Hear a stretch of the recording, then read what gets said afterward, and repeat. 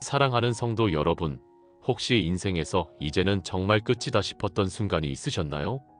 아무리 기도해도 응답이 없고, 아무리 발버둥 쳐도 상황은 나아지지 않고, 그저 매일 똑같은 고통만 반복되는 그런 시간 말입니다. 저도 그런 시간이 있었습니다. 사업이 망하고, 빚에 쪼들리고, 교회 나가기도 부끄럽고, 하나님께 기도하는 것조차 무의미하게 느껴졌던 그 암흑 같은 시절이 있었습니다. 그때 제 나이가 58세였습니다. 58세에 인생이 무너진 겁니다. 주위 사람들은 말했습니다. 이 나이에 다시 일어서기는 힘들어. 그냥 있는 것이나 지키면서 조용히 살아. 그런데 그때 하나님께서 제게 출애굽기를 읽게 하셨습니다. 특별히 모세의 이야기가 제 가슴에 박혔습니다. 80세입니다. 여러분, 80세면 어떤 나이입니까? 대부분의 사람들은 인생을 정리하고 손주들이나 돌보며 조용히 여생을 보낼 나이입니다. 그런데 모세는 80세에 인생의 진짜 사명을 시작했습니다. 생각해보세요. 모세는 왕궁에서 40년을 살았습니다. 공주의 아들로 자라며 이집트 최고의 교육을 받았습니다. 사도행전 7장 22절은 이렇게 말합니다. 모세가 애굽 사람의 온갖 학수를 배워 그의 말과 하는 일들이 능하더라. 능력 있고 학식 있고 권력도 있었던 40대 모세였습니다. 그런데 그는 실패했습니다. 동족을 구하려다가 사람을 죽이고 도망쳐야 했습니다. 그리고 광야에서 40년을 보냈습니다. 왕자에서 목자가 되었습니다. 화려한 궁전에서 황량한 광야로, 권력의 자리에서 양 뒷공무니를 쫓는 신세로 전락했습니다. 80세가 되었을 때 모세는 생각했을 겁니다. 내 인생은 이제 끝났구나. 왕궁에서의 40년도 허망했고 광야에서의 40년도 의미 없이 흘러갔구나. 그런데 바로 그때 하나님이 나타나셨습니다. 불붙는 떨기나무 가운데서 하나님이 모세를 부르셨습니다. 모세야, 모세야. 출애굽기 3장 4절입니다. 80세 노인을 부르시는 하나님의 음성이었습니다. 그리고 말씀하셨습니다. 내가 애굽에 있는 내 백성의 고통을 분명히 보고 그들이 그들의 감독자로 말미암아 부르짖음을 듣고 그 근심을 알고 내가 내려가서 그들을 애굽인의 손에서 건져내고 그들을 그 땅에서 인도하여 아름답고 광대한 땅, 젖과 꿀이 흐르는 땅으로 데려가려 하노라. 출애굽기 3장 7절에서 8절의 말씀입니다. 여러분, 여기서 중요한 것이 무엇입니까? 하나님은 모세의 나이를 보지 않으셨습니다. 하나님은 모세의 과거 실패를 문제 삼지 않으셨습니다. 하나님은 모세의 능력을 따지지 않으셨습니다. 하나님은 오직 한 가지만 보셨습니다. 내가 내 백성을 애굽에서 인도하여 낼 사람이다. 이것이었습니다.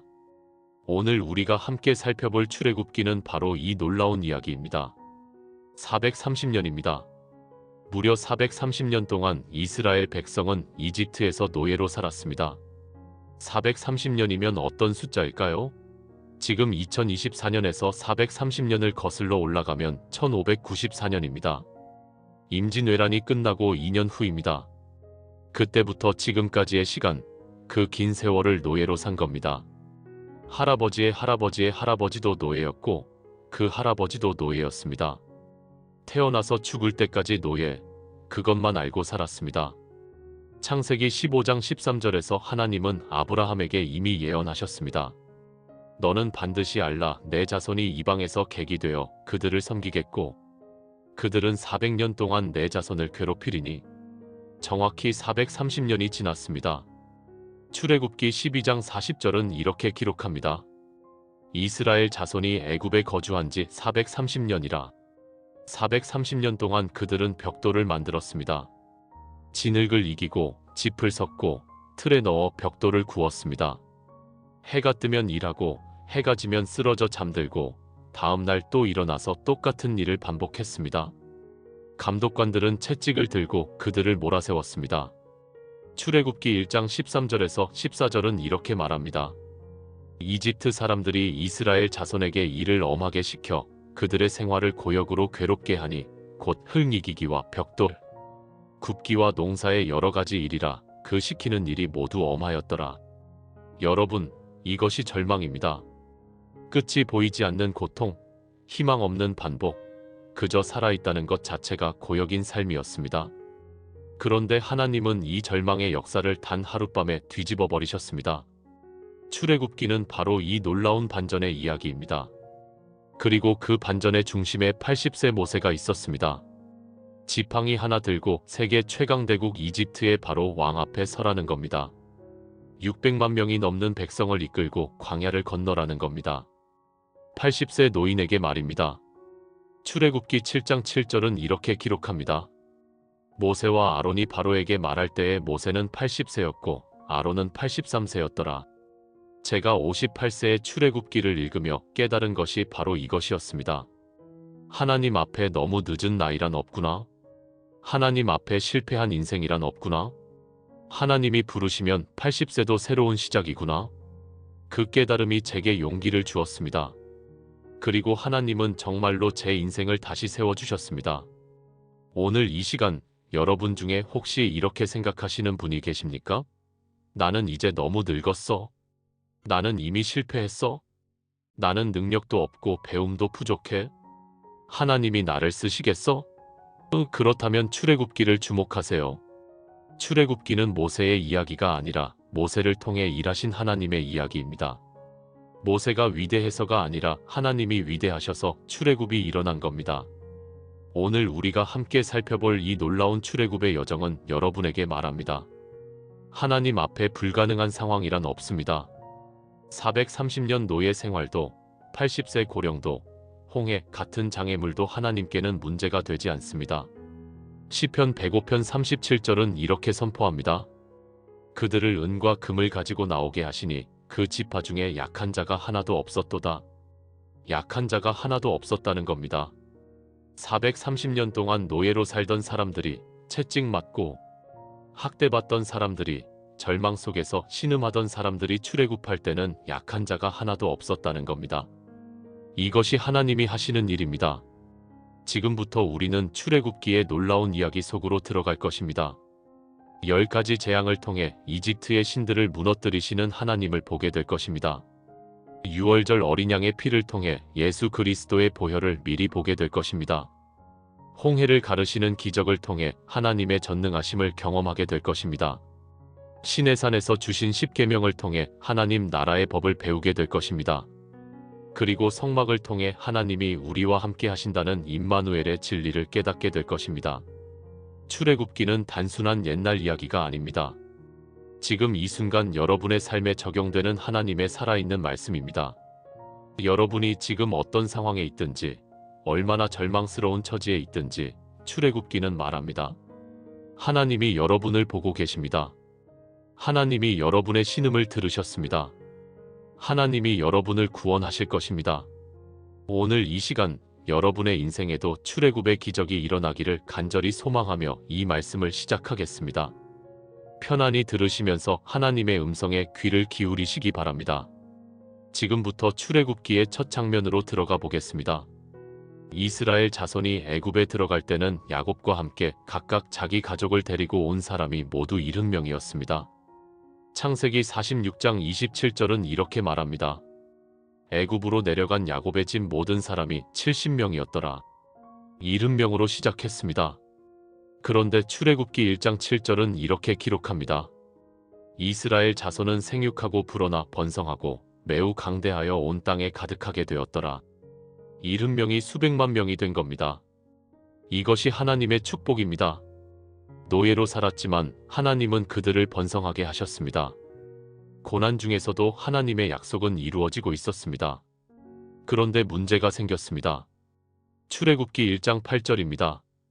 요셉을 알지 못하는 새 왕이 일어나 애굽을 다스리더니 요셉을 알지 못하는 새 왕입니다. 요셉이 이집트를 기근에서 구원했다는 것을 모르는 왕입니다. 아니, 알면서도 모른 척하는 왕입니다. 이 새 왕이 이스라엘 백성을 보고 두려워했습니다. 출애굽기 1장 9절에서 10절입니다. 그가 그의 백성에게 이르되 이 백성 이스라엘 자손이 우리보다 많고 강하도다. 자, 우리가 그들에게 대하여 지혜롭게 하자. 두렵건대 그들이 더 많게 되면 전쟁이 일어날 때에 우리 대적과 합하여 우리와 싸우고 이 땅에서 나갈까 하노라. 바로의 계산이었습니다. 이스라엘 백성이 너무 많이 늘어났다. 이대로 두면 위험하다. 억압해야 한다. 그래서 시작된 것이 430년의 노예 생활이었습니다. 출애굽기 1장 11절입니다.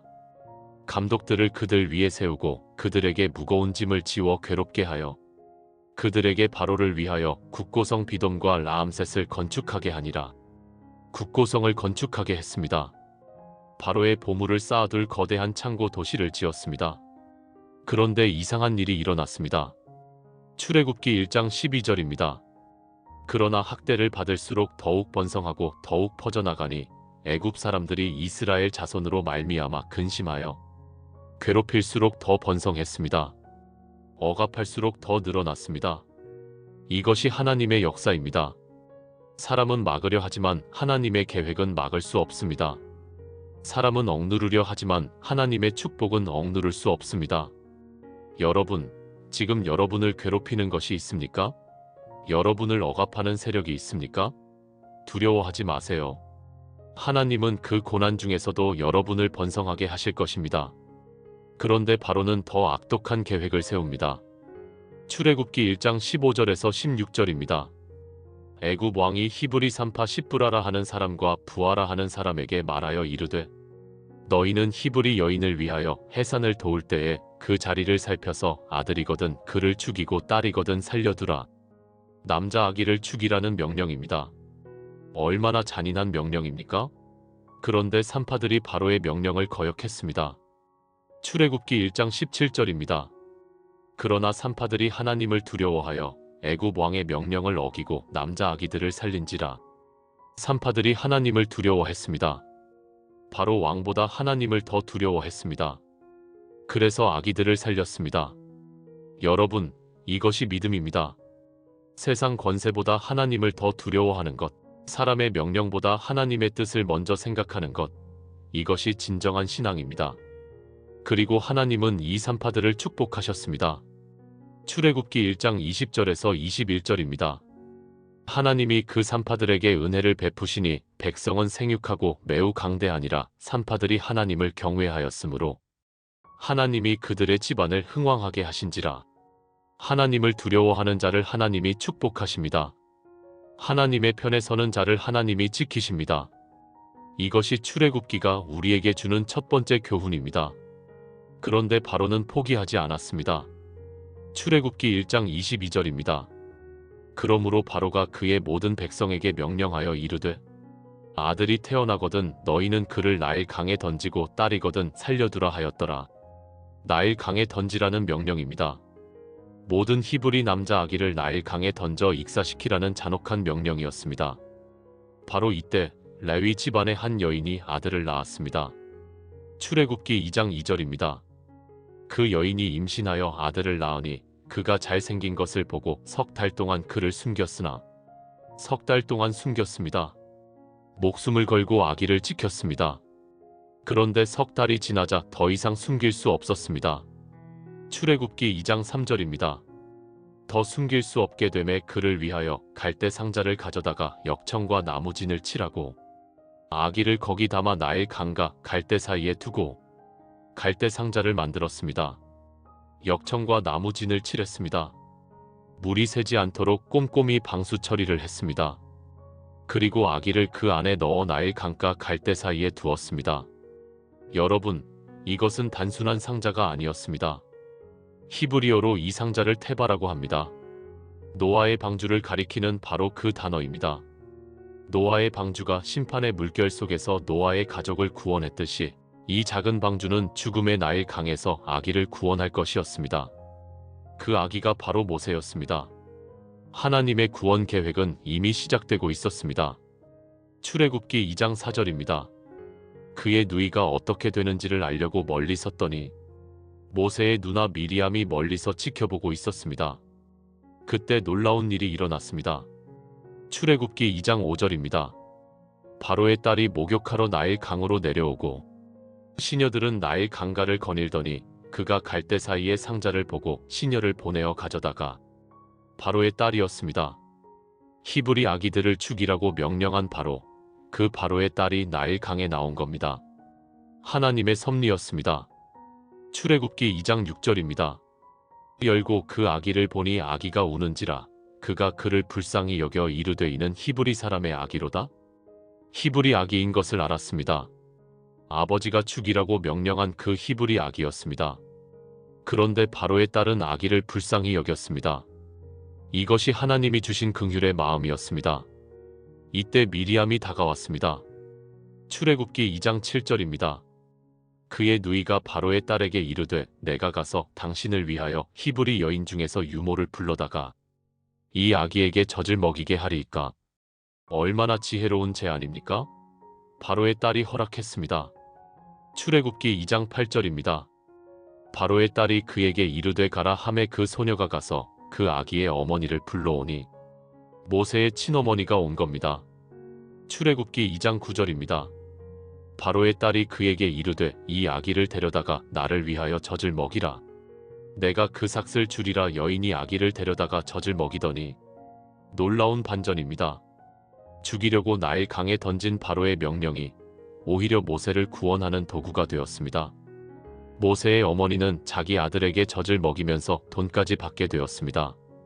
이것이 하나님의 역사입니다. 사람은 악을 도모하지만 하나님은 그것을 선으로 바꾸십니다. 출애굽기 2장 10절입니다. 그 아기가 자라매 바로의 딸에게로 데려가니 그가 그의 아들이 되니라. 그가 그의 이름을 모세라 하여 이르되 이는 내가 그를 물에서 건져내었음이라 하였더라. 모세라는 이름은 물에서 건져냈다는 뜻입니다. 그런데 여기에는 더 깊은 의미가 있습니다. 히브리어로 모세는 마사에서 왔는데 이것은 끌어내다, 구원하다는 뜻입니다. 모세가 물에서 구원받은 것처럼 모세를 통해 이스라엘 백성이 이집트에서 구원받을 것을 미리 보여주는 이름이었습니다. 모세는 바로의 궁전에서 자랐습니다.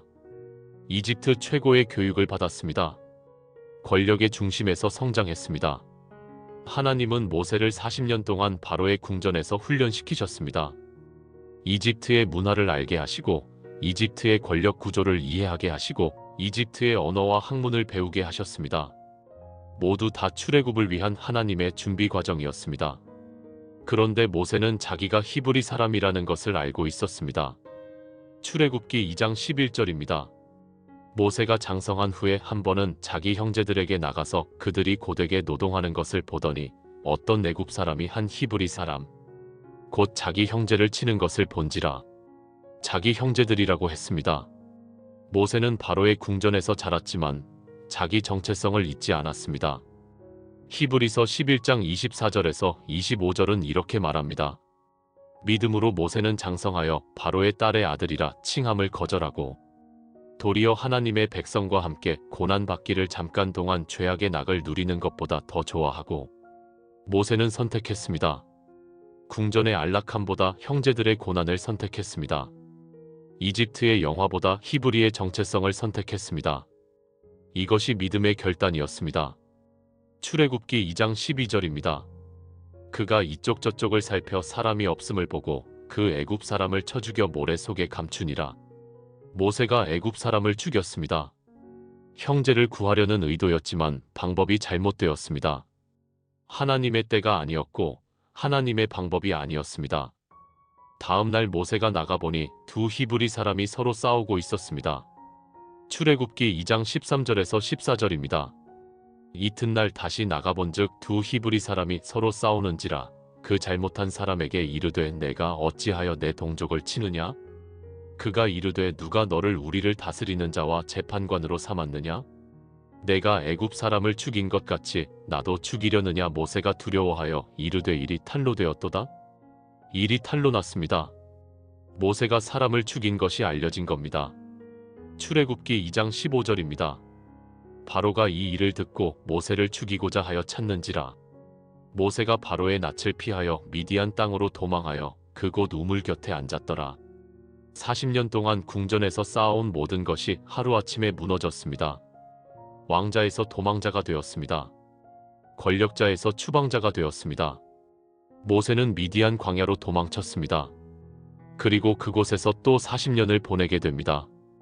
미디안 광야에서 모세는 제사장 이드로의 딸 십보라와 결혼했습니다. 그리고 양을 치는 목자가 되었습니다.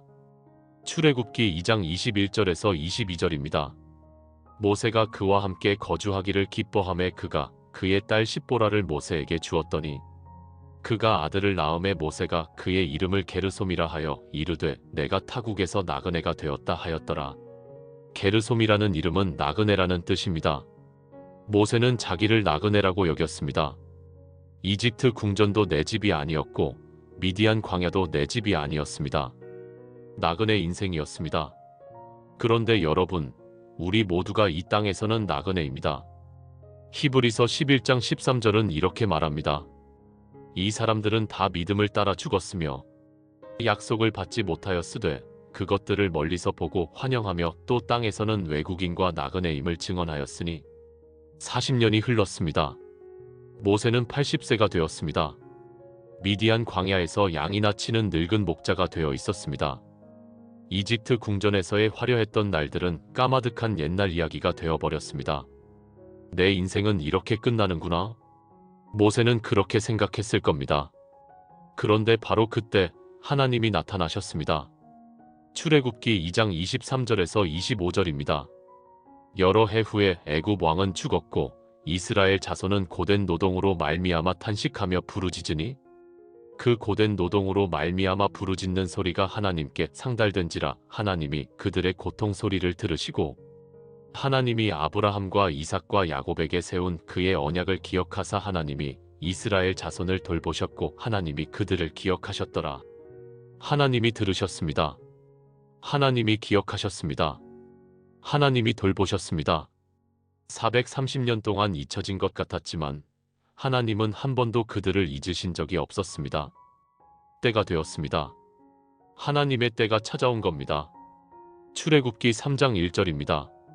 모세가 그의 장인 미디안 제사장 이드로의 양떼를 치더니 그 떼를 광야 서쪽으로 인도하여 하나님의 산 호렙에 이르매 어느 날 모세는 양떼를 몰고 호렙산까지 왔습니다. 평범한 하루였습니다.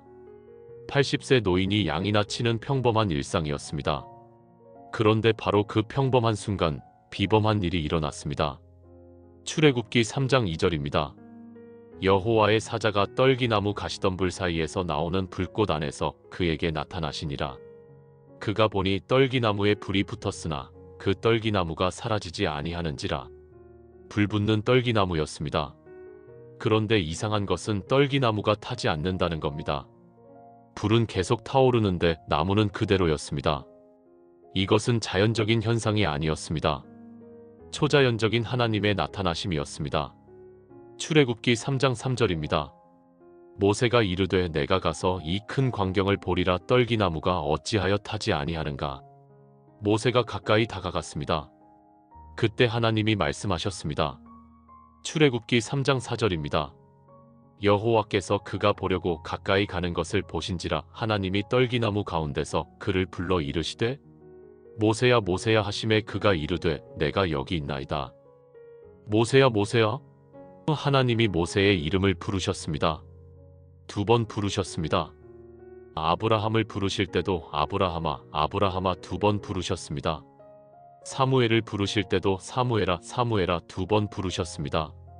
하나님이 사람을 부르실 때는 이렇게 친밀하게 간절하게 부르십니다. 출애굽기 3장 5절입니다. 하나님이 이르시되 이리로 가까이 오지 말라. 내가 선 곳은 거룩한 땅이니 내 발에서 신을 벗으라. 거룩한 땅이었습니다. 황량한 광야였지만 하나님이 계신 곳은 거룩한 땅이 됩니다. 초라한 떨기나무였지만 하나님이 나타나신 곳은 거룩한 장소가 됩니다. 출애굽기 3장 6절입니다. 또 이르시되 나는 내 조상의 하나님이니 아브라함의 하나님, 이삭의 하나님, 야곱의 하나님이니라. 모세가 하나님 뵙기를 두려워하여 얼굴을 가리매 하나님이 자신을 소개하셨습니다. 아브라함의 하나님, 이삭의 하나님, 야곱의 하나님이라고 하셨습니다. 언약의 하나님이십니다. 약속을 지키시는 하나님이십니다. 그리고 하나님이 말씀하셨습니다. 출애굽기 3장 7절에서 8절입니다. 여호와께서 이르시되 내가 애굽에 있는 내 백성의 고통을 분명히 보고 그들이 그들의 감독자로 말미암아 부르짖음을 듣고 그 근심을 알고 내가 내려가서 그들을 애굽인의 손에서 건져내고 그들을 그 땅에서 인도하여 아름답고 광대한 땅, 젖과 꿀이 흐르는 땅, 곧 가나안 족속, 헷 족속, 아모리 족속, 브리스 족속, 히위 족속, 여부스 족속의 지방으로 데려가려 하노라. 내가 보았다. 내가 들었다. 내가 알았다. 내가 내려가겠다. 하나님의 선언이었습니다. 430년 동안 침묵하신 것 같았지만 하나님은 보고 계셨습니다. 듣고 계셨습니다. 알고 계셨습니다. 그리고 이제 때가 되어 직접 개입하시겠다는 겁니다. 출애굽기 3장 9절에서 10절입니다. 이제 가라. 이스라엘 자손의 부르짖음이 내게 달하고 애굽 사람이 그들을 괴롭히는 학대도 내가 보았으니 이제 내가 너를 바로에게 보내어 너에게 내 백성 이스라엘 자손을 애굽에서 인도하여 내게 하리라. 내가 너를 보낸다. 하나님의 부르심이었습니다. 80세 모세를 향한 하나님의 임명장이었습니다. 그런데 모세가 대답했습니다. 출애굽기 3장 11절입니다. 모세가 하나님께 아뢰되 내가 누구이기에 바로에게 가며 이스라엘 자손을 애굽에서 인도하여 내리이까? 내가 누구입니까? 모세의 첫 반응이었습니다. 자신이 없었습니다. 40년 전 혈기 넘치던 40대 모세라면 자신 있게 나섰을 겁니다. 그러나 40년 광야 생활을 경험한 80세 모세는 달랐습니다. 자기 자신이 얼마나 무능한지 뼈저리게 깨달은 모세였습니다. 그런데 여러분, 이것이 바로 하나님이 원하시는 모습입니다. 자기 확신이 아니라 자기 부인, 자기 능력이 아니라 하나님 의지, 이것이 하나님이 쓰시는 사람의 모습입니다. 40년 전 혈기 넘치던 모세는 사람을 죽이고 도망쳤지만 40년 광야에서 훈련받은 모세는 하나님의 능력으로 이스라엘을 구원할 것이었습니다. 출애굽기 3장 12절입니다. 하나님이 이르시되 내가 반드시 너와 함께 있으리라. 내가 그 백성을 애굽에서 인도하여 낸 후에 너희가 이 산에서 하나님을 섬기리니 이것이 내가 너를 보낸 증거니라. 내가 너와 함께 있으리라.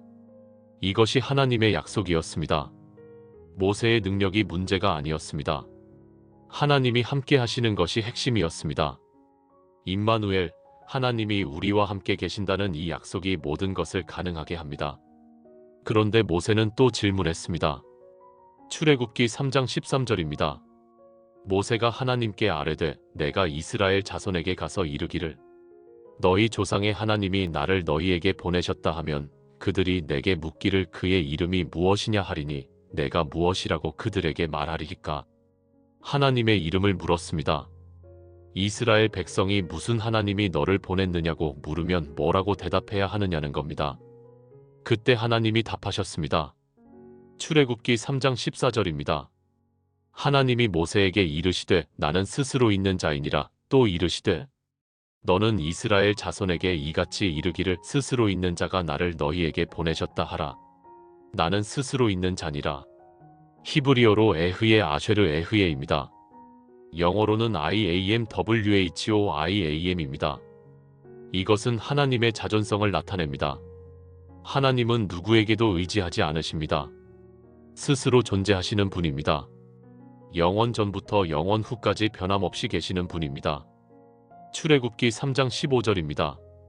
하나님이 또 모세에게 이르시되 너는 이스라엘 자손에게 이같이 이르기를 너희 조상의 하나님 여호와 곧 아브라함의 하나님, 이삭의 하나님, 야곱의 하나님께서 나를 너희에게 보내셨다 하라. 이는 나의 영원한 이름이요 대대로 기억할 나의 칭혼이라. 여호와라는 이름입니다. 히브리어로 YHWH, 야훼입니다. 이것은 존재하다는 동사에서 나온 이름으로 스스로 계시는 분, 영원히 계시는 분이라는 뜻입니다. 이 이름이 하나님의 영원한 이름이고 대대로 기억할 칭호라고 하셨습니다.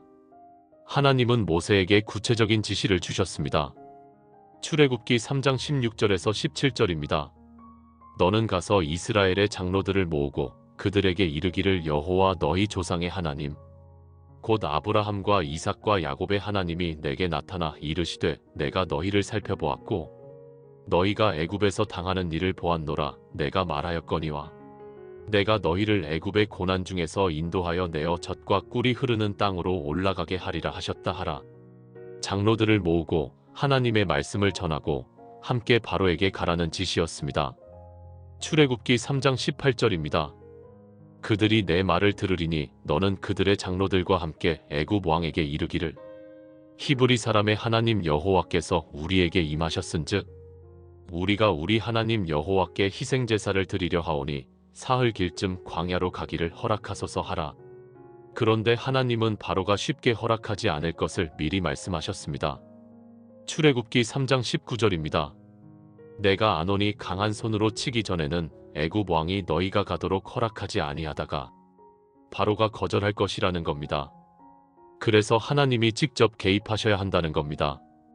출애굽기 3장 20절입니다. 내가 내 손을 들어 애굽 중에 여러 가지 이적으로 그 나라를 친 후에야 그가 너희를 보내리라. 이적으로 치겠다고 하셨습니다. 이것이 바로 앞으로 일어날 10가지 재앙을 예고하신 말씀입니다. 출애굽기 3장 21절에서 22절입니다. 내가 애굽 사람으로 이 백성에게 은혜를 입히게 할지라 너희가 나갈 때에 빈손으로 가지 아니하리니 여인마다 이웃 사람과 및 자기 집에 거류하는 자에게 은폐물과 금, 폐물과 의복을 구하여 너희의 아들과 딸에게 입히라. 너희는 애굽 사람의 물품을 취하리라. 빈손으로 나가지 않을 것이라고 하셨습니다. 430년 동안 노예로 일한 대가를 받고 나갈 것이라는 약속이었습니다. 이것은 나중에 정확히 이루어집니다. 그런데 모세는 또 질문했습니다. 출애굽기 4장 1절입니다. 모세가 대답하여 이르되 그러나 그들이 나를 믿지 아니하며 내 말을 듣지 아니하고 이르기를 여호와께서 내게 나타나지 아니하셨다 하리이다. 그들이 나를 믿지 않으면 어떻게 합니까? 모세의 세 번째 반응이었습니다. 하나님의 약속을 들었지만 여전히 확신이 없었습니다. 그래서 하나님이 모세에게 세 가지 표적을 주셨습니다. 출애굽기 4장 2절에서 3절입니다. 여호와께서 그에게 이르시되 내 손에 있는 것이 무엇이냐? 그가 이르되 지팡이니이다. 여호와께서 이르시되 그것을 땅에 던지라 하시매 곧 땅에 던지니 그것이 뱀이 된지라. 모세가 뱀 앞에서 피하매 지팡이가 뱀이 되었습니다. 그리고 출애굽기 4장 4절입니다. 여호와께서 모세에게 이르시되 내 손을 내밀어 그 꼬리를 잡으라. 그가 손을 내밀어 잡으니 그의 손에서 지팡이가 된지라. 뱀이 다시 지팡이가 되었습니다. 이것이 첫 번째 표적이었습니다. 두 번째 표적은 손이 나병에 걸렸다가 다시 깨끗해지는 것이었습니다. 출애굽기 4장 6절에서 7절입니다.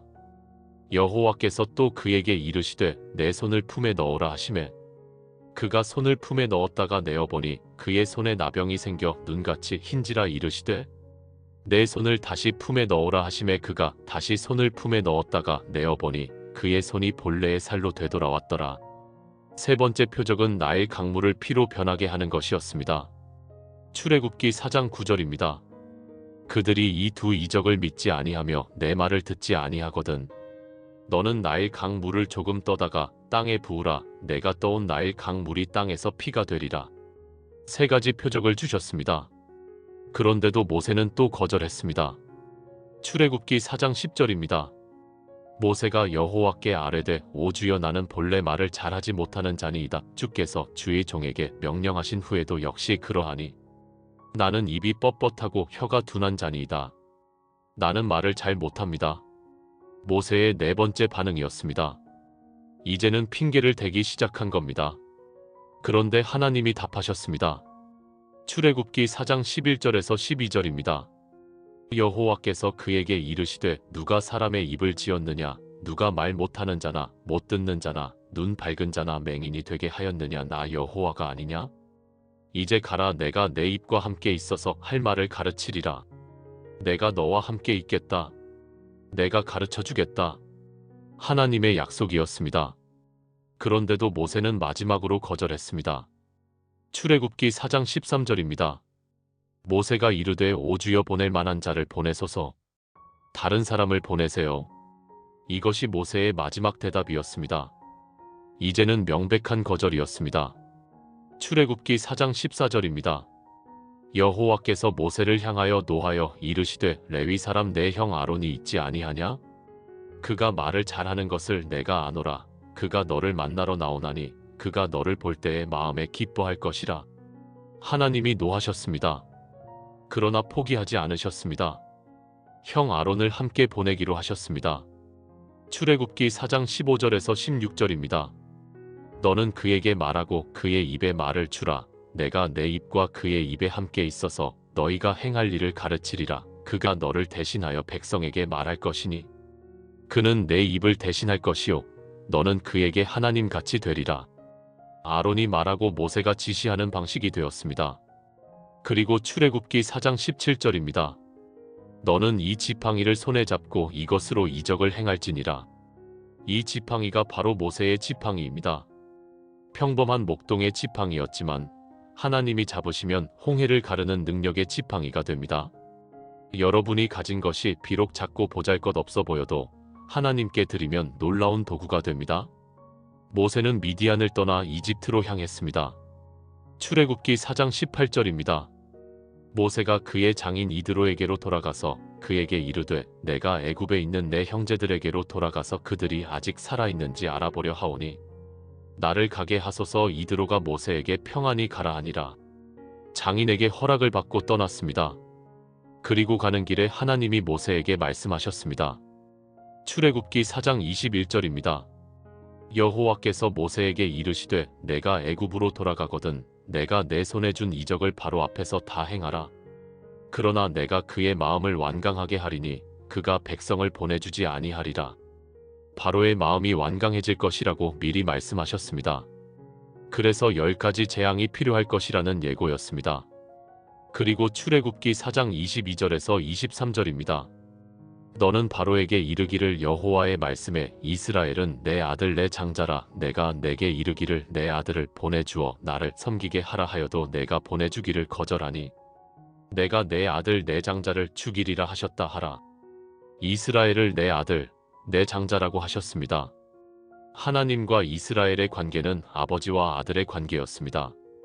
그래서 하나님은 당신의 아들을 괴롭히는 바로를 용납하지 않으시는 겁니다. 모세가 이집트로 가는 도중에 이상한 일이 일어났습니다. 출애굽기 4장 24절입니다.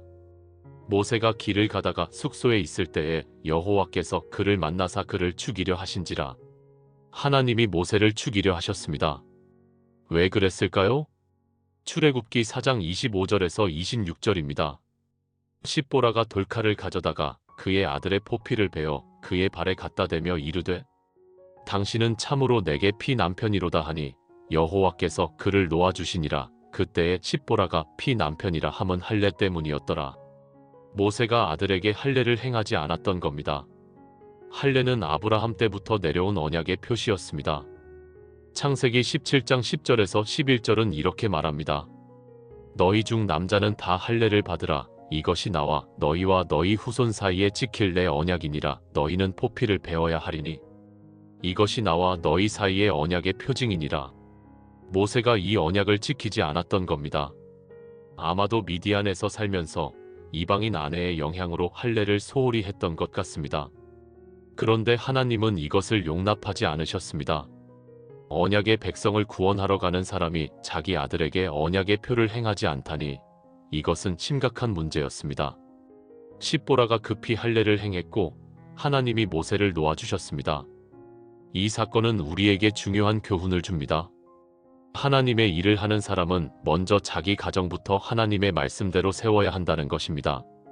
한편 아론도 모세를 만나러 나왔습니다. 출애굽기 4장 27절입니다. 여호와께서 아론에게 이르시되 광야에 가서 모세를 맞이하라 하시매 그가 가서 하나님의 산에서 모세를 만나 그에게 입 맞추니 형제가 만났습니다. 40년 만에 재회였을 겁니다. 출애굽기 4장 28절입니다. 모세가 여호와께서 자기에게 분부하여 보내신 모든 말씀과 여호와께서 자기에게 명령하신 모든 이적을 아론에게 알리니라. 모세가 아론에게 모든 것을 말했습니다. 하나님의 부르심, 하나님의 약속, 하나님이 주신 표적들을 다 설명했습니다. 그리고 둘이 함께 이집트로 들어갔습니다. 출애굽기 4장 29절에서 30절입니다. 모세와 아론이 가서 이스라엘 자손의 모든 장로를 모으고 아론이 여호와께서 모세에게 이르신 모든 말씀을 전하고 그 백성 앞에서 이적을 행하니 먼저 이스라엘 장로들을 모았습니다. 그리고 하나님의 말씀을 전했습니다. 이적도 보여주었습니다. 그러자 백성들이 반응했습니다. 출애굽기 4장 31절입니다. 백성이 믿으며 여호와께서 이스라엘 자손을 찾아오시고 그들의 고난을 살피셨다 함을 듣고 머리 숙여 경배하였더라. 백성이 믿었습니다.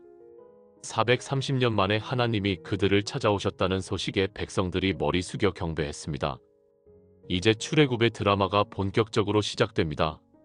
출애굽기 5장 1절입니다. 그 후에 모세와 아론이 가서 바로에게 이르되 이스라엘의 하나님 여호와께서 이같이 말씀하시기를 내 백성을 보내라. 그들이 광야에서 내 앞에 절기를 지킬 것이니라 하셨나이다. 드디어 모세와 아론이 바로 왕 앞에 섰습니다. 80세와 83세의 두 노인이 세계 최강대국의 왕 앞에 선 겁니다. 그리고 담대하게 말했습니다. 내 백성을 보내라. 이것이 하나님의 명령이었습니다. 그런데 바로가 대답했습니다. 출애굽기 5장 2절입니다. 바로가 이르되 여호와가 누구이기에 내가 그의 목소리를 듣고 이스라엘을 보내겠느냐? 나는 여호와를 알지 못하니 이스라엘도 보내지 아니하리라. 여호와가 누구냐? 바로의 교만한 대답이었습니다. 자기가 신이라고 생각하는 바로였습니다. 히브리 노예들의 하나님이 뭐가 대단하다고 자기에게 명령하느냐는 겁니다. 이제 하나님과 바로의 대결이 시작됩니다. 모세와 아론이 다시 말했습니다. 출애굽기 5장 3절입니다. 그들이 이르되 히브리 사람의 하나님이 우리에게 나타나셨은즉 우리가 우리 하나님 여호와께 희생제사를 드리려 하오니 사흘 길쯤 광야로 가기를 허락하소서. 주께서 온역이나 칼로 우리를 치실까 두려워하나이다. 온역이나 칼로 칠까봐 두렵다고 했습니다. 하나님을 섬기지 못하면 재앙이 올 것이라는 경고였습니다. 그런데 바로는 오히려 화를 냈습니다. 출애굽기 5장 4절에서 5절입니다. 애굽 왕이 그들에게 이르되 모세와 아론아 너희가 어찌하여 백성의 일을 쉬게 하느냐 가서 너희의 노역이나 하라. 또 이르되 이제 나라에 이 백성이 많거늘 너희가 그들로 하여금 노역을 쉬게 하는도다. 일이나 하라고 했습니다. 그리고 더 심한 조치를 취했습니다. 출애굽기 5장 6절에서 9절입니다. 바로가 당일에 백성의 감독자들과 색장들에게 명령하여 이르되 너희는 백성에게 벽돌 만들 짚을 전과 같이 주지 말고 그들이 가서 스스로 짚을 모아다가 쓰게 하라. 또 그들이 전에 만들던 벽돌 수요대로 그들에게 맡기고 감하지 말라. 그들이 게으름으로 소리질러 이르기를 우리가 가서 우리 하나님께 희생제사를 드리자 하는도다. 너희는 그 사람들의 노역을 무겁게 하여 그들이 그 일에만 전념하게 하라. 그들이 거짓말에 귀를 기울이지 못하게 하라. 더 가혹한 노역이었습니다. 전에는 짚을 제공해 주었는데 이제는 짚도 스스로 구해 오라는 겁니다. 그러면서도 벽돌은 똑같은 수량을 만들어야 했습니다. 불가능한 요구였습니다. 출애굽기 5장 10절에서 11절입니다. 감독자들과 색장들이 나아가 백성에게 말하여 이르되 바로의 말씀에 내가 너희에게 짚을 주지 아니하리니 너희는 짚을 얻을 수 있는 곳으로 가서 주우라. 그러나 너희의 일은 조금도 감하지 아니하리라 하셨느니라. 백성들이 온 땅에 흩어져서 짚을 구했습니다. 출애굽기 5장 12절입니다. 백성이 애굽 온 땅에 흩어져 곡초 그루터기를 모아다가 집 대신 쓰니라. 그런데 벽돌 할당량은 채울 수 없었습니다. 출애굽기 5장 14절입니다. 바로의 감독자들이 이스라엘 자손의 색장들 곧 자기들이 그 위에 세운 자들을 때리며 이르되 너희가 어찌하여 어제와 오늘 만들어낸 벽돌의 수효를 전과 같이 이루지 못하였느냐? 매를 맞았습니다. 이스라엘 색장들이 바로에게 호소했습니다. 출애굽기 5장 15절에서 16절입니다. 이스라엘 자손의 색장들이 가서 바로에게 호소하여 이르되 왕은 어찌하여 종들에게 이같이 하시나이까? 종들에게 짚을 주지 아니하고 그들이 우리에게 벽돌을 만들라 하나이다. 종들이 매를 맞으니 이는 왕의 백성의 죄니이다. 하지만 바로는 듣지 않았습니다. 출애굽기 5장 17절에서 18절입니다. 바로가 이르되 너희가 게으르다 게으르다. 그러므로 너희가 이르기를 우리가 가서 여호와께 희생제사를 드리자 하는도다. 가서 일하라. 짚은 너희에게 주지 아니할지라도 너희는 벽돌을 여전히 바칠지니라. 상황이 더 악화되었습니다. 이스라엘 색장들이 모세와 아론을 원망했습니다. 출애굽기 5장 20절에서 21절입니다. 그들이 바로에게서 나올 때 모세와 아론이 길에 서 있는 것을 만나 그들에게 이르되 너희가 우리를 바로의 눈과 그의 신하의 눈에 미운 물건이 되게 하고 그들의 손에 칼을 주어 우리를 죽이게 하는도다. 여호와는 너희를 살피시고 판단하시기를 원하노라. 여호와께서 너희를 판단하시기를 원한다. 심한 원망이었습니다. 모세와 아론 때문에 상황이 더 나빠졌다는 불평이었습니다. 이때 모세도 좌절했습니다. 출애굽기 5장 22절에서 23절입니다. 모세가 여호와께 돌아가서 아뢰되 주여 어찌하여 이 백성을 학대하시나이까 어찌하여 나를 보내셨나이까 내가 바로에게 가서 주의 이름으로 말함으로부터 그가 이 백성을 더 학대하며 주께서도 주의 백성을 구원하지 아니하시나이다. 모세의 절규였습니다. 왜 이렇게 되는 겁니까? 하나님, 왜 백성의 고통이 더 심해집니까? 그런데 하나님이 답하셨습니다. 출애굽기 6장 1절입니다. 여호와께서 모세에게 이르시되 이제 내가 바로에게 하는 일을 내가 보리라. 강한 손을 더함으로 바로가 그들을 보내리라. 강한 손을 더함으로 바로가 그들을 그의 땅에서 쫓아내리라. 이제 내가 하는 일을 보게 될 것이다. 하나님의 약속이었습니다.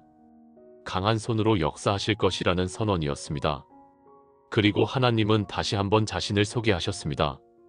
출애굽기 6장 2절에서 8절입니다. 하나님이 모세에게 말씀하여 이르시되 나는 여호와라. 내가 아브라함과 이삭과 야곱에게 전능의 하나님으로 나타났으나 나의 이름을 여호와로는 그들에게 알리지 아니하였고 가나안 땅 곧 그들이 거류하던 땅을 그들에게 주기로 그들과 언약하였더니 이제 애굽 사람이 종으로 삼은 이스라엘 자손의 신음을 듣고 내가 내 언약을 기억하노라. 그러므로 이스라엘 자손에게 말하기를 나는 여호와라. 내가 애굽 사람의 무거운 짐 밑에서 너희를 빼내며 그들의 노역에서 너희를 건지며 편팔과 큰 재앙으로 너희를 속량하여 너희를 내 백성으로 삼고 나는 너희 하나님이 되리니 나는 애굽 사람의 무거운 짐 밑에서 너희를 빼낸 너희의 하나님 여호와인 줄 너희가 알지라. 내가 아브라함과 이삭과 야곱에게 주기로 맹세한 땅으로 너희를 인도하고 그 땅을 너희에게 주어 유업을 삼게 하리라. 나는 여호와라 하셨다 하라. 7번의 나는 여호와라는 선언입니다.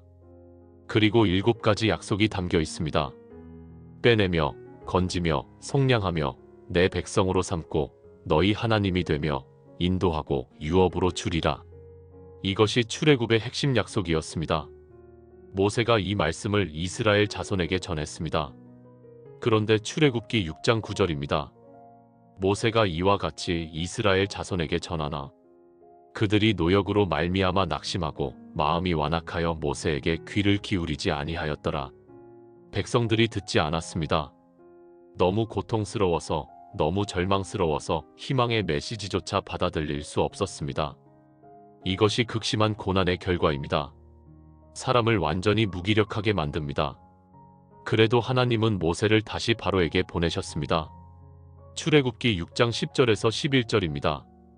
여호와께서 모세에게 말씀하여 이르시되 들어가서 애굽 왕 바로에게 말하여 이스라엘 자손을 그 땅에서 내보내게 하라. 같은 명령을 반복하셨습니다. 그런데 모세가 또 거절했습니다. 출애굽기 6장 12절입니다. 모세가 여호와 앞에서 아뢰되 이스라엘 자손도 나에게 귀를 기울이지 아니하거든 바로가 어찌 나에게 귀를 기울이리이까. 나는 입이 둔한 자니이다. 이스라엘 백성도 안 듣는데 바로가 어떻게 듣겠습니까? 모세의 좌절이었습니다.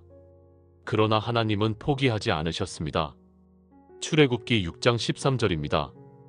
여호와께서 모세와 아론에게 말씀하사 그들로 이스라엘 자손과 애굽 왕 바로에게 가서 이스라엘 자손을 애굽 땅에서 인도하여 내게 하시니라. 계속 보내셨습니다. 하나님의 계획은 멈추지 않습니다. 사람이 거절해도 상황이 악화되어도 하나님의 뜻은 반드시 이루어집니다. 이제 본격적으로 10가지 재앙이 시작됩니다. 출애굽기 7장 1절에서 5절입니다. 여호와께서 모세에게 이르시되 볼지어다 내가 너를 바로에게 신같이 되게 하였은즉 내 형 아론은 내 대언자가 되리라. 내가 내게 명령한 바를 너는 다 말하고 내 형 아론은 바로에게 말하여 그가 이스라엘 자손을 그 땅에서 내보내게 할지니라. 내가 바로의 마음을 완강하게 하고 내 표징과 내 이적을 애굽 땅에 많이 행하리라. 그러나 바로가 너희에게 귀를 기울이지 아니할 것인즉 내가 내 손을 애굽에 더하여 여러 큰 재앙을 내려 내 군대 내 백성 이스라엘 자손을 그 땅에서 인도하여 낼지라. 내가 내 손을 애굽 위에 펴서 이스라엘 자손을 그들 중에서 인도하여 낼 때에야 애굽 사람이 나를 여호와인 줄 알리라 하시매. 하나님의 전쟁 선포입니다. 이제 하나님이 직접 개입하셔서 바로와 대결하실 것입니다. 그리고 그 대결의 무기가 바로 10가지 재앙입니다. 첫 번째 재앙은 물이 피로 변하는 재앙이었습니다. 출애굽기 7장 14절에서 19절입니다. 여호와께서 모세에게 이르시되 바로의 마음이 완강하여 백성 보내기를 거절하는도다. 아침에 너는 바로에게로 가라보라. 그가 물가로 나오리니 너는 나일 강가에 서서 그를 맞이하고 그 뱀 되었던 지팡이를 손에 잡고 그에게 이르기를 히브리 사람의 하나님 여호와께서 나를 왕에게 보내어 이르시되 내 백성을 내보내라. 그들이 광야에서 나를 섬길 것이니라 하였으나 이제까지 내가 듣지 아니하도다. 여호와께서 이같이 이르시되 내가 이로 말미암아 나를 여호와인 줄 알리라 하셨나니 볼지어다 나는 내 손의 지팡이로 나일 강을 치리니 그것이 피로 변하고 그 속에 고기가 죽고 그 물에서는 악취가 나리니 애굽 사람들이 그 물 마시기를 싫어하리라 하라. 여호와께서 또 모세에게 이르시되 아론에게 명령하기를 내 지팡이를 잡고 내 팔을 애굽의 물들과 하천들과 운하들과 못과 모든 호수 위에 내밀라 하라. 그것들이 피가 되리니 애굽 온 땅에와 나무 그릇과 돌 그릇 안에 모두 피가 있으리라. 모세와 아론이 그대로 행했습니다. 출애굽기 7장 20절에서 21절입니다. 모세와 아론이 여호와께서 명령하신 대로 행하여 바로와 그의 신하의 목전에서 지팡이를 들어 나일 강을 치니 그 물이 다 피로 변하고 나일 강의 고기가 죽고 그 물에서 악취가 나니 애굽 사람들이 나일 강 물을 마시지 못하며 애굽 온 땅에는 피가 있으니라. 나일 강이 피로 변했습니다. 이집트 사람들에게 나일 강은 생명의 근원이었습니다. 그들은 나일 강을 신으로 섬겼습니다. 그런데 그 나일 강이 피로 변한 겁니다. 하나님이 이집트의 신을 심판하신 겁니다. 그런데 바로는 마음을 돌이키지 않았습니다. 출애굽기 7장 22절에서 23절입니다. 애굽 요술사들도 자기 요술로 그와 같이 행함으로 바로의 마음이 완악하여 그들에게 귀를 기울이지 아니하니 여호와께서 말씀하신 것과 같더라. 바로가 돌이켜 궁으로 들어가고 그의 마음에 이것도 두지 아니하였더라. 요술사들도 똑같이 했다는 겁니다. 그래서 바로는 이것이 특별한 일이 아니라고 생각했습니다. 마음이 완악해진 겁니다. 일주일이 지났습니다. 두 번째 재앙이 내렸습니다. 개구리 재앙이었습니다. 출애굽기 8장 1절에서 4절입니다. 여호와께서 모세에게 이르시되 너는 바로에게 가서 그에게 이르라. 여호와께서 이같이 말씀하시기를 내 백성을 보내라. 그들이 나를 섬길 것이니라. 내가 만일 보내기를 거절하면 내가 개구리로 내 온 영토를 치리라. 나일 강에 개구리가 들끓어서 올라와 내 궁예와 내 침실에와 내 침상 위에와 내 신하의 집에와 내 백성에게와 내 화덕에와 내 떡 반죽 그릇에 들어갈지며 개구리가 내게와 내 백성과 내 모든 신하에게 기어오르리라 하셨다 하라.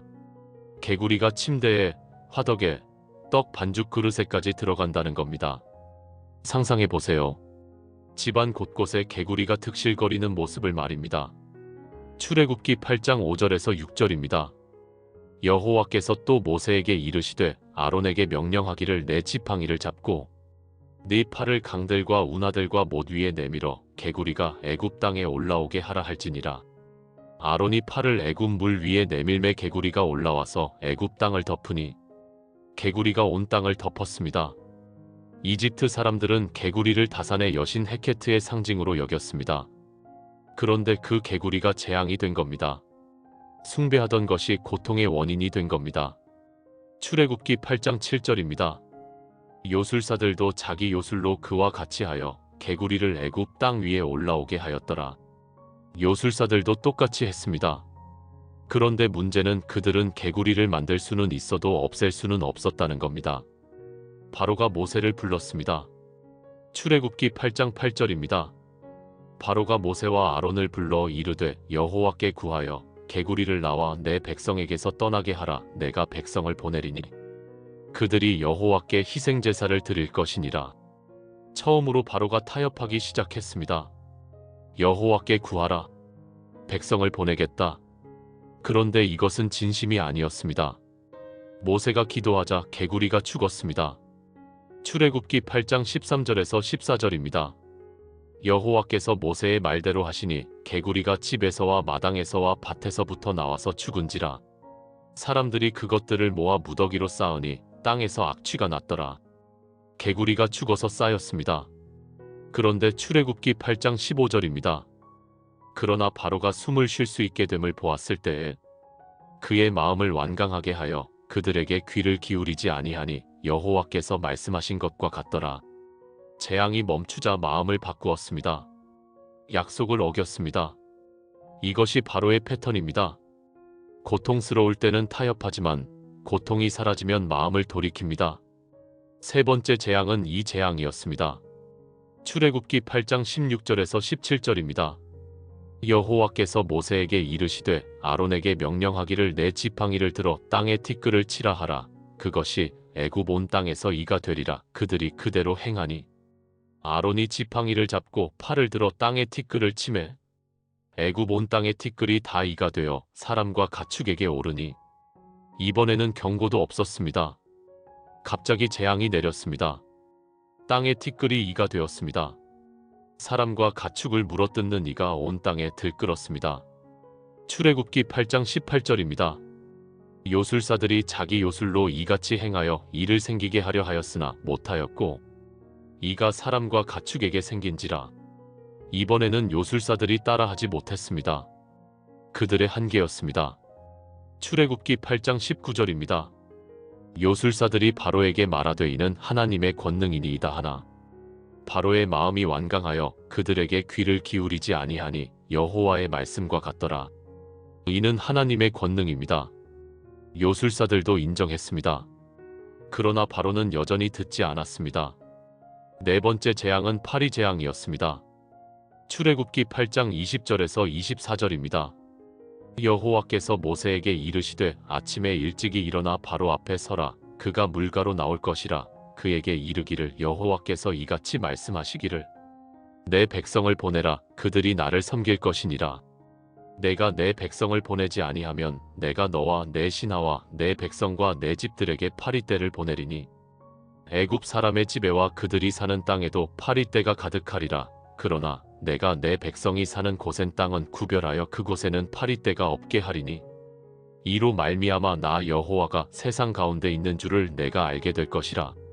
내가 내 백성과 내 백성 사이를 구별하리니 내일 이 표징이 있으리라 하셨다 하라. 여호와께서 그대로 행하시니 무수한 파리떼가 바로의 궁과 그의 신하의 집과 애굽 온 땅에 이르니 파리떼로 말미암아 그 땅이 황폐하게 되었더라.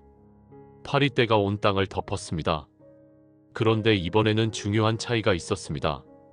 고센 땅, 이스라엘 백성이 사는 곳에는 파리가 없었습니다.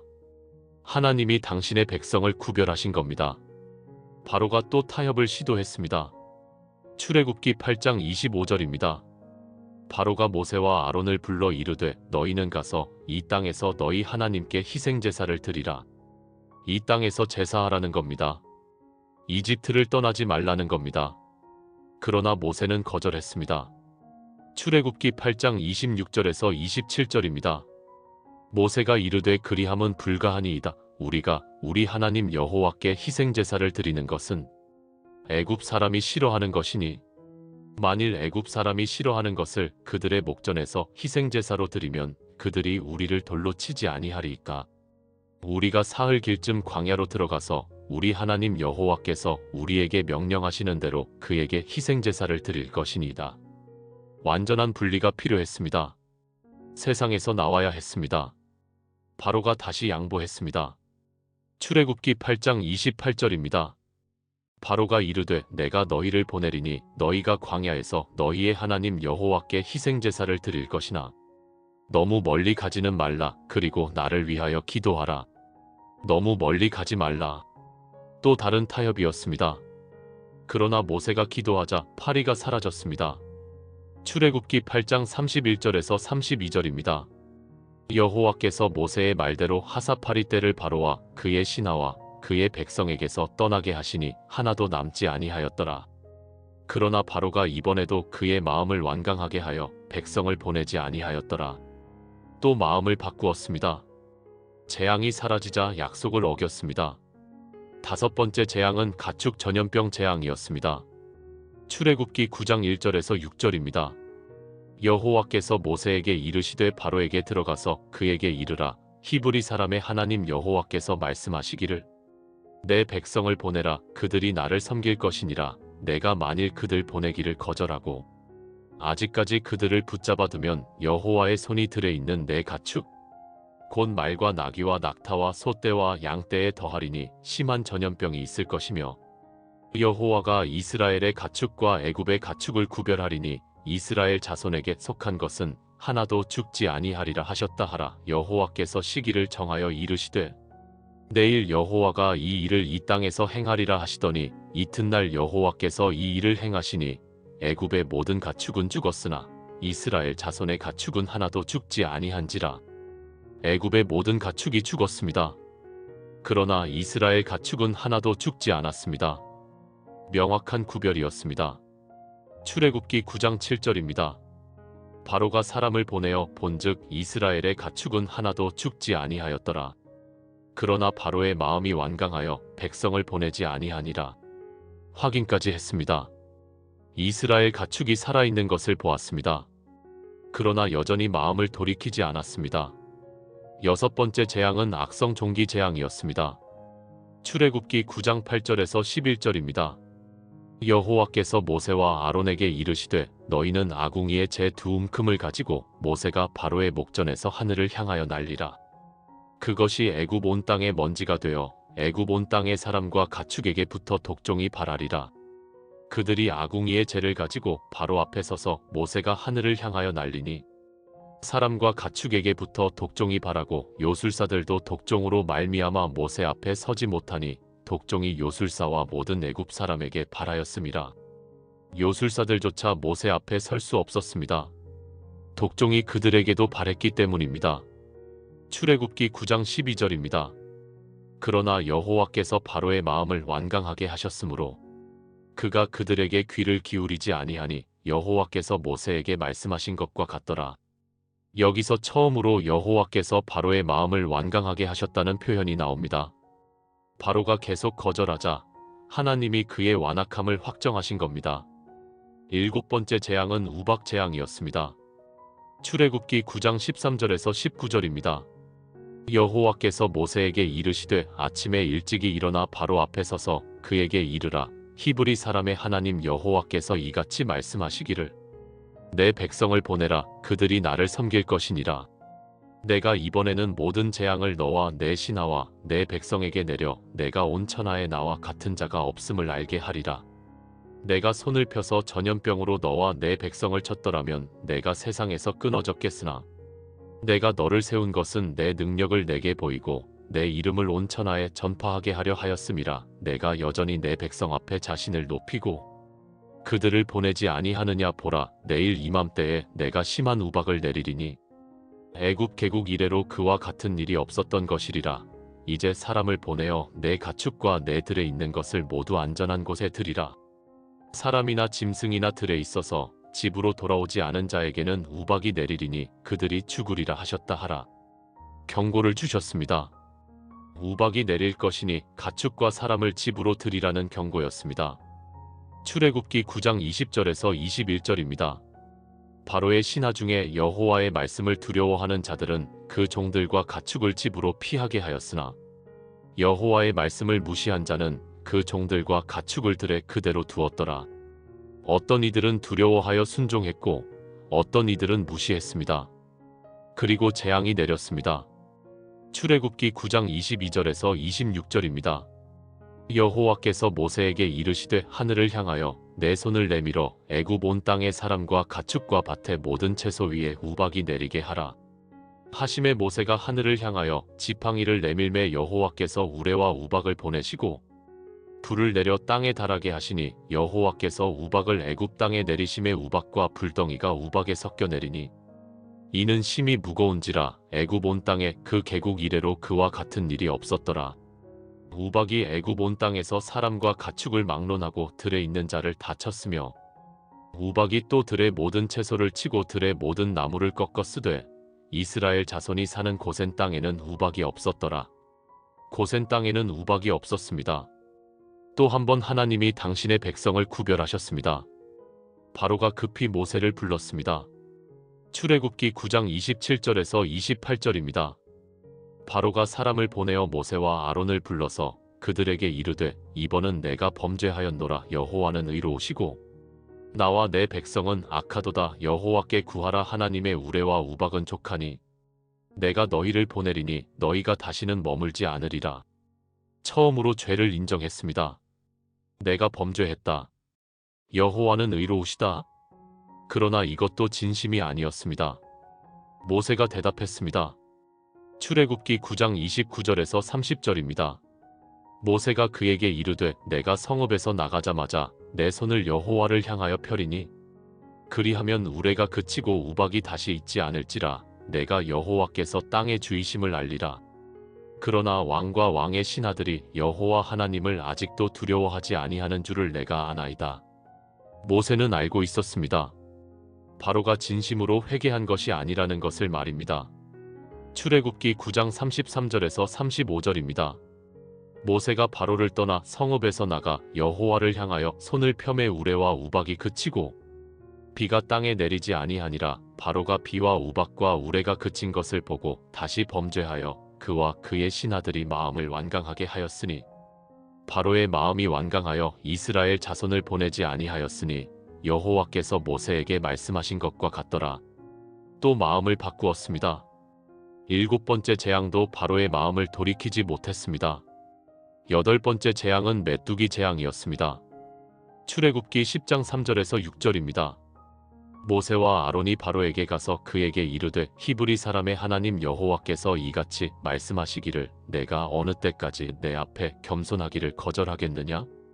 내 백성을 보내라. 그들이 나를 섬길 것이라. 내가 만일 내 백성 보내기를 거절하면 내일 내가 메뚜기를 내 경내에 들어가게 하리니 메뚜기가 지면을 덮어서 사람이 땅을 볼 수 없을 것이라. 메뚜기가 우박을 면하고 남은 그것을 먹되 들에서 너희를 위하여 자라는 모든 나무를 먹을 것이며 또 내 집들과 내 모든 신하의 집들과 모든 애굽 사람의 집에 가득하리니 이는 내 아버지와 내 조상이 세상에 있을 때부터 오늘까지 보지 못하였던 것이리라 하셨다 하고 돌이켜 바로에게서 나오니 메뚜기가 올 것이라는 경고였습니다. 우박을 면하고 남은 모든 것을 먹어치울 것이라는 무서운 예고였습니다. 이때 바로의 신하들이 간청했습니다. 출애굽기 10장 7절입니다. 바로의 신하들이 그에게 말하되 어느 때까지 이 사람이 우리의 함정이 되리이까? 그 사람들을 보내어 그들의 하나님 여호와를 섬기게 하소서. 왕께서는 아직도 애굽이 망한 줄을 알지 못하시나이까 하고 신하들조차 더 이상 견딜 수 없었습니다. 애굽이 망하고 있습니다. 신하들의 절규였습니다. 바로가 모세와 아론을 다시 불렀습니다. 출애굽기 10장 8절에서 11절입니다. 모세와 아론을 바로에게로 다시 데려오니 바로가 그들에게 이르되 가서 너희의 하나님 여호와를 섬기라. 갈 자는 누구냐? 모세가 이르되 우리가 여린 사람들과 늙은 사람들을 데리고 가며 아들 딸을 데리고 가며 양과 소를 끌고 가겠나이다. 이는 우리가 여호와 앞에 절기를 지킬 것임이니이다. 바로가 그들에게 이르되 내가 너희와 너희의 어린 것들을 보낼 것 같으면 여호와께서 너희와 함께 계실지로다. 삼가라. 너희의 뜻이 악하도다. 그렇게는 못 되리라. 너희 남정네들만 가서 여호와를 섬기라. 이것이 너희가 구하는 바이니라 하고 그들을 바로 앞에서 쫓아내니라. 남자들만 가라. 또 다른 타협이었습니다. 가족을 인질로 잡아두겠다는 계략이었습니다.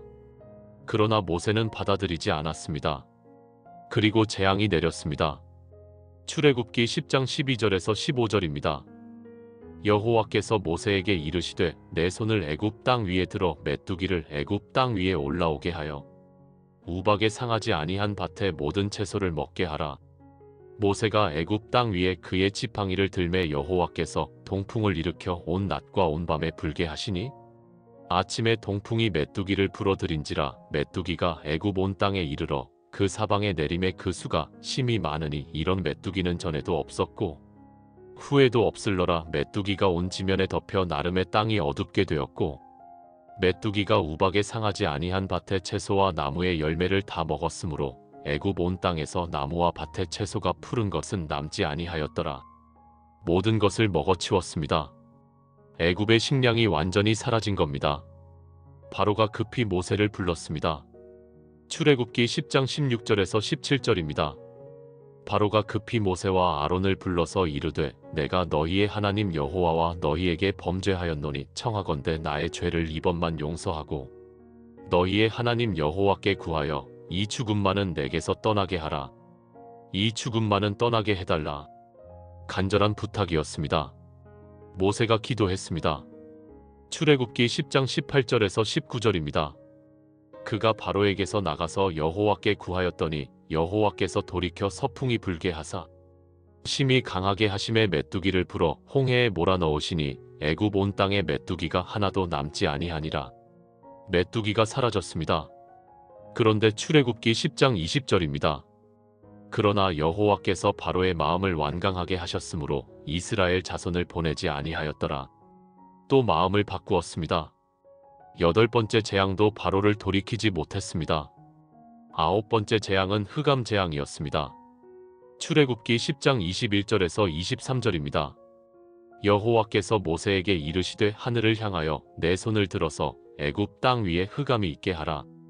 곧 더듬을 만한 흑암이리라. 모세가 하늘을 향하여 손을 들매 캄캄한 흑암이 3일 동안 애굽 온 땅에 있어서 그 동안은 사람이 서로 볼 수 없으며 자기 처소에서 일어나는 자가 없으되 이스라엘 자손이 사는 곳에는 광명이 있었더라. 사흘 동안 칠흑 같은 어둠이 온 땅을 덮었습니다. 더듬을 만한 어둠이었습니다. 아무것도 볼 수 없고 움직일 수도 없는 완전한 흑암이었습니다. 그러나 이스라엘 자손이 사는 곳에는 빛이 있었습니다. 이집트 사람들은 태양신 라를 섬겼습니다. 바로 자신도 태양신의 아들이라고 주장했습니다. 그런데 그 태양이 사라진 겁니다. 하나님이 이집트의 최고 신을 무너뜨리신 겁니다. 바로가 다시 모세를 불렀습니다. 출애굽기 10장 24절입니다. 바로가 모세를 불러서 이르되 너희는 가서 여호와를 섬기되 너희의 양과 소는 머물러 두고 너희 어린 것들은 너희와 함께 갈지니라. 가축은 두고 가라. 또 다른 타협이었습니다. 그러나 모세는 거절했습니다. 출애굽기 10장 25절에서 26절입니다. 모세가 이르되 왕이라도 우리 하나님 여호와께 드릴 희생제물과 번제물을 우리에게 주어야 하겠고 우리의 가축도 우리와 함께 가고 한 마리도 남길 수 없으니 이는 우리가 그 중에서 가져다가 우리 하나님 여호와를 섬길 것이기 때문이라. 우리가 거기에 이르기까지는 어떤 것으로 여호와를 섬길는지 알지 못하리이다. 완전한 헌신이 필요했습니다. 일부가 아니라 전부를 드려야 했습니다. 바로가 화를 냈습니다. 출애굽기 10장 28절에서 29절입니다. 바로가 모세에게 이르되 너는 나를 떠나가고 스스로 삼가 다시 내 얼굴을 보지 말라. 내가 내 얼굴을 보는 날에는 죽으리라. 모세가 이르되 왕의 말씀이 옳으니이다. 내가 다시는 왕의 얼굴을 보지 아니하리이다. 결별 선언이었습니다. 이제 마지막 재앙만 남았습니다. 출애굽기 11장 1절입니다. 여호와께서 모세에게 이르시되 내가 이제 한 가지 재앙을 바로와 애굽에 더 내린 후에 그가 너희를 여기서 내보내리니 그가 너희를 내보낼 때에는 반드시 너희를 완전히 여기서 쫓아내리라. 한 가지 재앙이 더 남았습니다.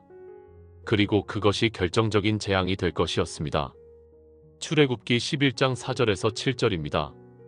모세가 이르되 여호와께서 이같이 말씀하시기를 밤중에 내가 애굽 가운데로 들어가리니 애굽 땅에 있는 모든 처음 난 것은 왕 위에 앉아 있는 바로의 장자로부터 맷돌 뒤에 있는 여종의 장자와 가축의 처음 난 것까지 다 죽으리니 애굽 온 땅에 전무후무한 큰 통곡이 있으리라.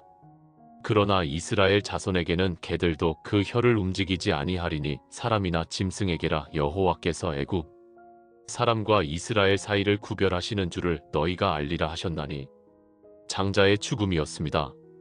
왕의 아들부터 여종의 아들까지 가축의 첫 새끼까지 모두 죽을 것이었습니다. 그러나 이스라엘 자손에게는 개도 짖지 않을 것이었습니다. 완전한 구별이었습니다. 출애굽기 11장 8절입니다. 왕의 이 모든 신하들이 내게 내려와 내게 절하며 이르기를 당신과 당신을 따르는 모든 백성은 나가소서 한 후에야 내가 나가리이다 하고 심히 노하여 바로에게서 나오니라. 모세가 선언하고 나갔습니다. 그리고 하나님이 모세에게 유월절 규례를 가르쳐 주셨습니다. 출애굽기 12장 1절에서 3절입니다. 여호와께서 애굽 땅에서 모세와 아론에게 일러 말씀하시되 이 달을 너희에게 달의 시작 곧 해의 첫 달이 되게 하고 너희는 이스라엘 온 회중에게 말하여 이르라 이 달 열흘에 너희 각자가 어린 양을 잡을지니 각 가족대로 그 식구를 위하여 어린 양을 취하되 어린 양을 준비하라는 명령이었습니다. 출애굽기 12장 5절에서 7절입니다. 너희 어린 양은 흠없고 1년 된 수컷으로 하되 양이나 염소 중에서 취하고 이 달 열나흘까지 간직하였다가 해칠 때에 이스라엘 회중이 그 양을 잡고 그 피를 양을 먹을 집의 좌우 문설주와 임방에 바를지어다. 어린 양의 피를 문설주에 바르라는 명령이었습니다. 출애굽기 12장 12절에서 13절입니다. 그 밤에 내가 애굽 땅에 두루 다니며 사람이나 짐승을 막론하고 애굽 땅에 있는 모든 처음 난 것을 다 치고 애굽의 모든 신을 내가 심판하리라. 나는 여호와라. 내가 애굽 땅을 칠 때에 그 피가 너희가 사는 집에 있어서 너희를 위하여 표징이 될지라. 내가 그 피를 볼 때에 너희를 넘어가리니 재앙이 너희에게 내려 멸하지 아니하리라. 유월절, 넘어간다는 뜻의 유월절이었습니다. 어린 양의 피가 문설주에 있으면 죽음의 천사가 넘어갈 것이었습니다. 여러분, 이 어린 양이 누구를 상징합니까? 바로 예수 그리스도입니다. 요한복음 1장 29절입니다. 이튿날 요한이 예수께서 자기에게 나아오심을 보고 이르되 보라. 세상 죄를 지고 가는 하나님의 어린 양이로다. 고린도전서 5장 7절입니다. 우리의 유월절 양 곧 그리스도께서 희생되셨느니라. 출애굽기의 유월절 어린 양은 십자가에서 우리를 위해 피 흘리신 예수님을 미리 보여주는 그림자였습니다. 이스라엘 백성이 유월절을 준비했습니다. 어린 양을 잡고 그 피를 문설주에 발랐습니다. 그리고 그 밤이 되었습니다. 출애굽기 12장 29절에서 30절입니다. 밤중에 여호와께서 애굽 땅에서 모든 처음 난 것 곧 왕위에 앉은 바로의 장자로부터 옥에 갇힌 사람의 장자까지와 가축의 처음 난 것을 다 치심에 그 밤에 바로와 그의 모든 신하와 모든 애굽 사람이 일어나고 애굽에 큰 통곡이 있었으니 이는 그 나라에 죽임을 당하지 아니한 집이 하나도 없었기 때문이었더라. 애굽에 큰 통곡이 있었습니다. 죽임을 당하지 않은 집이 하나도 없었습니다. 바로의 장자도 죽었습니다. 출애굽기 12장 31절에서 32절입니다. 밤에 바로가 모세와 아론을 불러서 이르되 너희와 이스라엘 자손은 일어나 내 백성 가운데에서 떠나서 너희의 말대로 가서 여호와를 섬기며 너희의 말대로 너희의 양도 소도 몰아가고 나를 위하여 축복하라 하며 마침내 바로가 항복했습니다. 나를 위하여 축복하라. 간청까지 했습니다. 출애굽기 12장 33절입니다. 애굽 사람들은 말하기를 우리가 다 죽은 자가 되도다 하고 백성을 재촉하여 그 땅에서 속히 내보내려 하므로 애굽 사람들이 이스라엘을 재촉했습니다. 빨리 나가라. 우리가 다 죽겠다. 430년 동안 붙들고 놓지 않던 그들이 이제는 빨리 내보내려고 재촉하는 겁니다. 출애굽기 12장 37절에서 38절입니다. 이스라엘 자손이 라암셋을 떠나 숫곳에 이르니 유아 외에 보행하는 장정이 60만 가량이요 중다한 잡족과 양과 소와 심히 많은 가축이 그들과 함께 하였으며 60만 명의 장정입니다. 여자와 어린이를 합하면 200만 명이 넘었을 것입니다. 어떤 학자들은 300만 명까지 추정합니다. 이 엄청난 수의 사람들이 이집트를 떠난 겁니다. 출애굽기 12장 40절에서 41절입니다. 이스라엘 자손이 애굽에 거주한 지 430년이라 430년이 끝나는 그날에 여호와의 모든 군대가 애굽 땅에서 나왔은즉 정확히 430년이었습니다. 하나님은 날짜까지 정확히 지키시는 분입니다. 그리고 이스라엘 백성은 빈손으로 나가지 않았습니다. 출애굽기 12장 35절에서 36절입니다.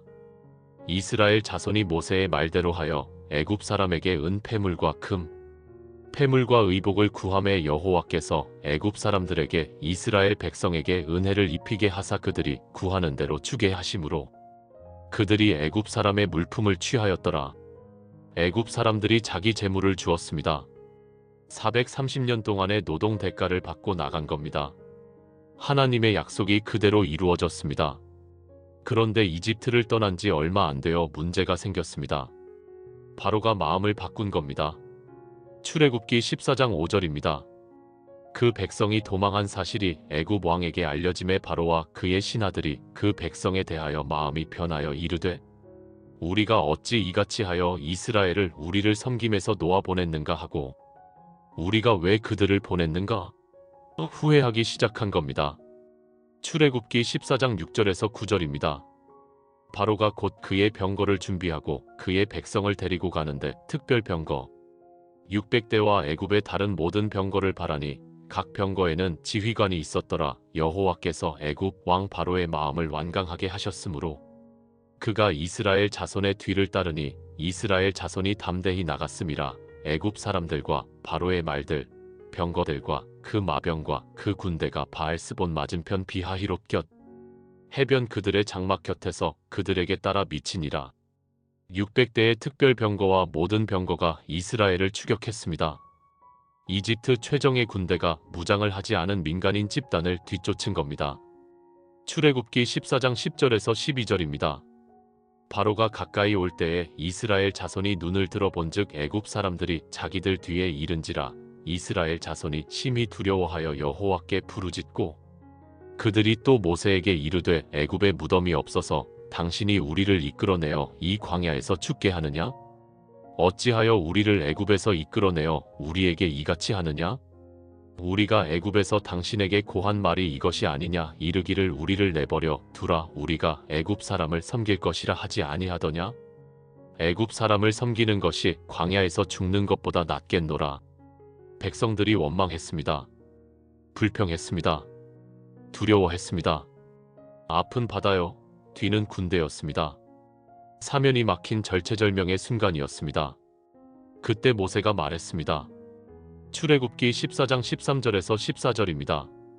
모세가 백성에게 이르되 너희는 두려워하지 말고 가만히 서서 여호와께서 오늘 너희를 위하여 행하시는 구원을 보라. 너희가 오늘 본 애굽 사람을 영원히 다시 보지 아니하리라. 여호와께서 너희를 위하여 싸우시리니 너희는 가만히 있을지니라. 두려워하지 말라. 가만히 서서 보라. 여호와께서 싸우신다. 모세의 선언이었습니다. 그리고 하나님이 말씀하셨습니다. 출애굽기 14장 15절에서 16절입니다. 여호와께서 모세에게 이르시되 너는 어찌하여 내게 부르짖느냐? 이스라엘 자손에게 명령하여 앞으로 나아가게 하고 지팡이를 들고 손을 바다 위로 내밀어 그것이 갈라지게 하라. 이스라엘 자손이 바다 가운데서 마른 땅으로 행하리라. 지팡이로 바다를 가르라는 명령이었습니다. 출애굽기 14장 21절에서 22절입니다. 모세가 바다 위로 손을 내밀매 여호와께서 큰 동풍이 밤새도록 바닷물을 물러가게 하시니 물이 갈라져 바다가 마른 땅이 된지라. 이스라엘 자손이 바다 가운데를 육지같이 행하고 물은 그들의 좌우에 벽이 되니 홍해가 갈라졌습니다. 물이 좌우로 벽처럼 서고 가운데는 마른 땅이 되었습니다. 200만 명이 넘는 이스라엘 백성이 그 마른 땅을 밟고 건너갔습니다. 출애굽기 14장 23절입니다. 애굽 사람들과 바로의 말들, 병거들과 그 마병들이 다 그들의 뒤를 추격하여 바다 가운데로 들어오는지라. 애굽 군대도 뒤따라 들어왔습니다. 그런데 출애굽기 14장 24절에서 25절입니다.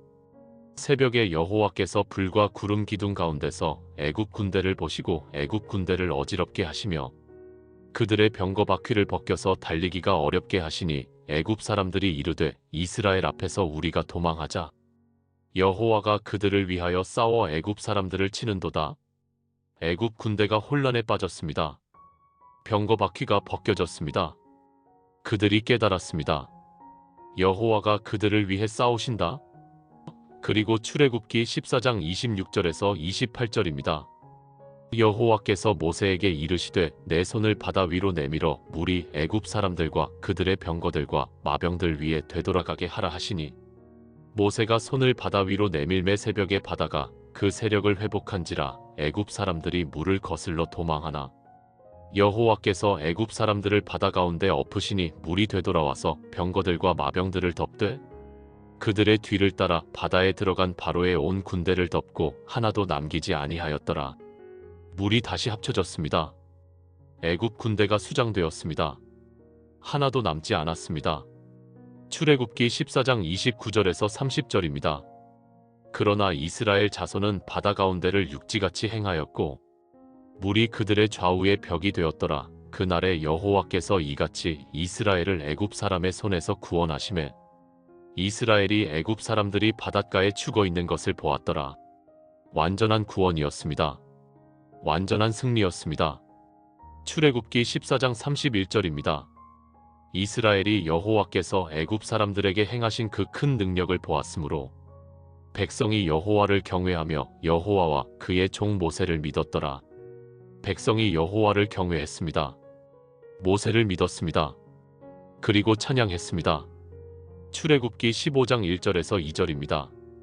이때에 모세와 이스라엘 자손이 이 노래로 여호와께 노래하니 일러스되 내가 여호와를 찬송하리니 그는 높고 영화로우시며 말과 그 탄 자를 바다에 던지셨음이로다. 여호와는 나의 힘이요 노래시며 나의 구원이시로다. 그는 나의 하나님이시니 내가 그를 찬송할 것이요 내 아버지의 하나님이시니 내가 그를 높이리로다. 모세의 노래였습니다. 구원의 찬양이었습니다. 여러분, 홍해를 가르신 하나님은 지금도 살아계십니다. 우리 앞에 불가능한 장벽도 하나님 앞에서는 문제가 되지 않습니다. 이제 광야 여정이 시작되었습니다. 홍해를 건넌 이스라엘 백성은 광야로 들어갔습니다. 그런데 사흘을 가도 물을 찾지 못했습니다. 출애굽기 15장 22절에서 24절입니다. 모세가 홍해에서 이스라엘을 인도함에 그들이 나와서 수르 광야로 들어가서 거기서 사흘 길을 걸었으나 물을 얻지 못하고 마라에 이르렀더니 그곳 물이 쓴지라. 그러므로 그 이름을 마라라 하였더라. 백성이 모세에게 원망하여 이르되 우리가 무엇을 마실까 하매 마라 쓴 물이었습니다. 백성이 원망했습니다. 출애굽기 15장 25절입니다. 모세가 여호와께 부르짖었더니 여호와께서 그에게 한 나무를 가리키시니 그가 물에 던짐에 물이 달게 되었더라. 거기서 여호와께서 그들을 위하여 법도와 율례를 정하시고 그들을 시험하실세. 나무를 물에 던지니 물이 달아졌습니다. 이 나무는 무엇을 상징합니까? 바로 십자가입니다. 우리 인생에 쓴 물도 십자가를 만나면 단물이 됩니다. 그들은 엘림에 이르렀습니다. 출애굽기 15장 27절입니다. 그들이 엘림에 이르니 거기에 물샘 12과 종려나무 70그루가 있는지라. 거기서 그들이 그 물 곁에 장막을 치니라. 쉴 곳을 주셨습니다. 그러나 다시 광야로 나아갔습니다. 그리고 또 원망이 시작되었습니다. 출애굽기 16장 2절에서 3절입니다. 이스라엘 자손의 온 회중이 그 광야에서 모세와 아론을 원망하여 그들에게 이르되 우리가 애굽 땅에서 고기 가마 곁에 앉아 있던 때와 떡을 배불리 먹던 때에 여호와의 손에 죽었더라면 좋았을 것을 너희가 이 광야로 우리를 인도하여 내어 이 온 회중을 죽여 죽게 하는도다. 애굽이 더 좋았다. 불과 얼마 전 홍해에서 구원받은 사람들의 원망이었습니다. 사람의 기억은 얼마나 짧습니까? 그런데 하나님은 긍휼이 많으신 분입니다. 출애굽기 16장 4절입니다. 여호와께서 모세에게 이르시되 보라 내가 너희를 위하여 하늘에서 양식을 비같이 내리리니 백성이 나가서 일용할 것을 날마다 거둘 것이라. 이같이 하여 그들이 내 율법을 준행하나 아니하나 내가 그들을 시험하리라. 만나를 내려주시겠다는 약속이었습니다. 출애굽기 16장 13절에서 15절입니다. 저녁에는 메추라기가 와서 진에 덮이고 아침에는 이슬이 진 사방에 있더니 그 이슬이 마른 후에 광야 지면에 작고 둥글며 서리같이 가는 것이 있는지라. 이스라엘 자손이 보고 그것이 무엇인지 알지 못하여 서로 이르되 이것이 무엇이냐 하니 모세가 그들에게 이르되 이는 여호와께서 너희에게 주어 먹게 하신 양식이라. 만나였습니다. 히브리어로 만후, 이게 뭐냐는 뜻입니다. 하늘에서 내린 양식이었습니다. 출애굽기 16장 35절입니다. 40년 동안 이스라엘 자손이 사람이 거주하는 땅에 이르기까지 만나를 먹되 곧 가나안 땅 접경에 이르기까지 그들이 만나를 먹었더라. 40년 동안 매일 만나를 주셨습니다. 하루도 빠짐없이 공급하셨습니다. 여러분, 이것이 하나님의 신실하심입니다. 그들이 르비딤에 이르렀을 때 또 물이 없었습니다. 출애굽기 17장 1절에서 2절입니다. 이스라엘 자손의 온 회중이 여호와의 명령대로 신 광야에서 떠나 그 노정대로 행하여 르비딤에 장막을 쳤으나 백성이 마실 물이 없는지라 백성이 모세와 다투어 이르되 우리에게 물을 주어 마시게 하라. 모세가 그들에게 이르되 너희가 어찌 나와 다투느냐? 너희가 어찌 여호와를 시험하느냐? 또 원망했습니다. 출애굽기 17장 3절입니다. 백성이 거기서 물에 목이 말라 모세에게 대하여 원망하여 이르되 당신이 어찌하여 우리를 애굽에서 인도해내어 우리와 우리 자녀와 우리 가축을 목말라 죽게 하느냐? 하나님이 모세에게 말씀하셨습니다. 출애굽기 17장 5절에서 6절입니다. 여호와께서 모세에게 이르시되 백성 앞을 지나가서 이스라엘 장로들을 데리고 나일 강을 치던 내 지팡이를 손에 잡고 가라. 내가 호렙산 그 반석 위 거기서 내 앞에 서리니 너는 그 반석을 치라. 그것에서 물이 나오리니 백성이 마시리라. 모세가 이스라엘 장로들의 목전에서 그대로 행하니라. 반석에서 물이 나왔습니다. 고린도전서 10장 4절은 이렇게 말합니다. 다 같은 신령한 음료를 마셨으니 이는 그들을 따르는 신령한 반석으로부터 마셨음에 그 반석은 곧 그리스도시라. 반석에서 나온 물은 그리스도를 상징했습니다. 그리고 아말렉이 쳐들어왔습니다. 출애굽기 17장 8절입니다. 그때에 아말렉이 와서 이스라엘과 르비딤에서 싸우니라. 첫 번째 전쟁이었습니다. 출애굽기 17장 9절에서 11절입니다. 모세가 여호수아에게 이르되 우리를 위하여 사람들을 택하여 나가서 아말렉과 싸우라. 내일 내가 하나님의 지팡이를 손에 잡고 산 꼭대기에 서리라. 여호수아가 모세의 말대로 행하여 아말렉과 싸우고 모세와 아론과 훌은 산 꼭대기에 올라가서 모세가 손을 들면 이스라엘이 이기고 손을 내리면 아말렉이 이기더니 모세가 손을 들면 이스라엘이 이겼습니다. 기도의 능력이었습니다. 출애굽기 17장 12절입니다. 모세의 팔이 피곤함에 그들이 돌을 가져다가 모세의 아래에 놓아 그가 그 위에 앉게 하고 아론과 훌이 한 사람은 이쪽에서 한 사람은 저쪽에서 모세의 손을 붙들어 올렸더니 그 손이 해가 지도록 내려오지 아니한지라. 함께 기도를 바쳐주었습니다. 출애굽기 17장 13절입니다. 여호수아가 칼날로 아말렉과 그의 백성을 쳐서 무찌르니라. 승리했습니다. 기도와 협력으로 승리한 것입니다. 이제 시내산에 도착할 시간이 되었습니다. 출애굽한 지 석 달이 되었습니다. 출애굽기 19장 1절에서 2절입니다. 이스라엘 자손이 애굽 땅을 떠난 지 3개월이 되던 날 그들이 시내 광야에 이르니라. 그들이 르비딤을 떠나 시내 광야에 이르러 광야에 장막을 치되 이스라엘이 거기 산 앞에 장막을 치니라. 시내산 앞에 도착했습니다. 그리고 하나님이 모세를 부르셨습니다. 출애굽기 19장 3절에서 6절입니다. 모세가 하나님 앞에 올라가니 여호와께서 산에서 그를 불러 말씀하시되 너는 이같이 야곱의 집에 말하고 이스라엘 자손들에게 말하라. 내가 애굽 사람에게 어떻게 행하였음과 내가 어떻게 독수리 날개로 너희를 업어 내게로 인도하였음을 너희가 보았느니라. 세계가 다 내게 속하였나니 너희가 내 말을 잘 듣고 내 언약을 지키면 너희는 모든 민족 중에서 내 소유가 되겠고 너희가 내게 대하여 제사장 나라가 되며 거룩한 백성이 되리라. 너는 이 말을 이스라엘 자손에게 전할지니라. 하나님의 제안이었습니다. 내 언약을 지키면 너희는 제사장 나라가 되고 거룩한 백성이 될 것이다. 백성이 대답했습니다. 출애굽기 19장 8절입니다. 백성이 일제히 응답하여 이르되 여호와께서 명령하신 대로 우리가 다 행하리이다.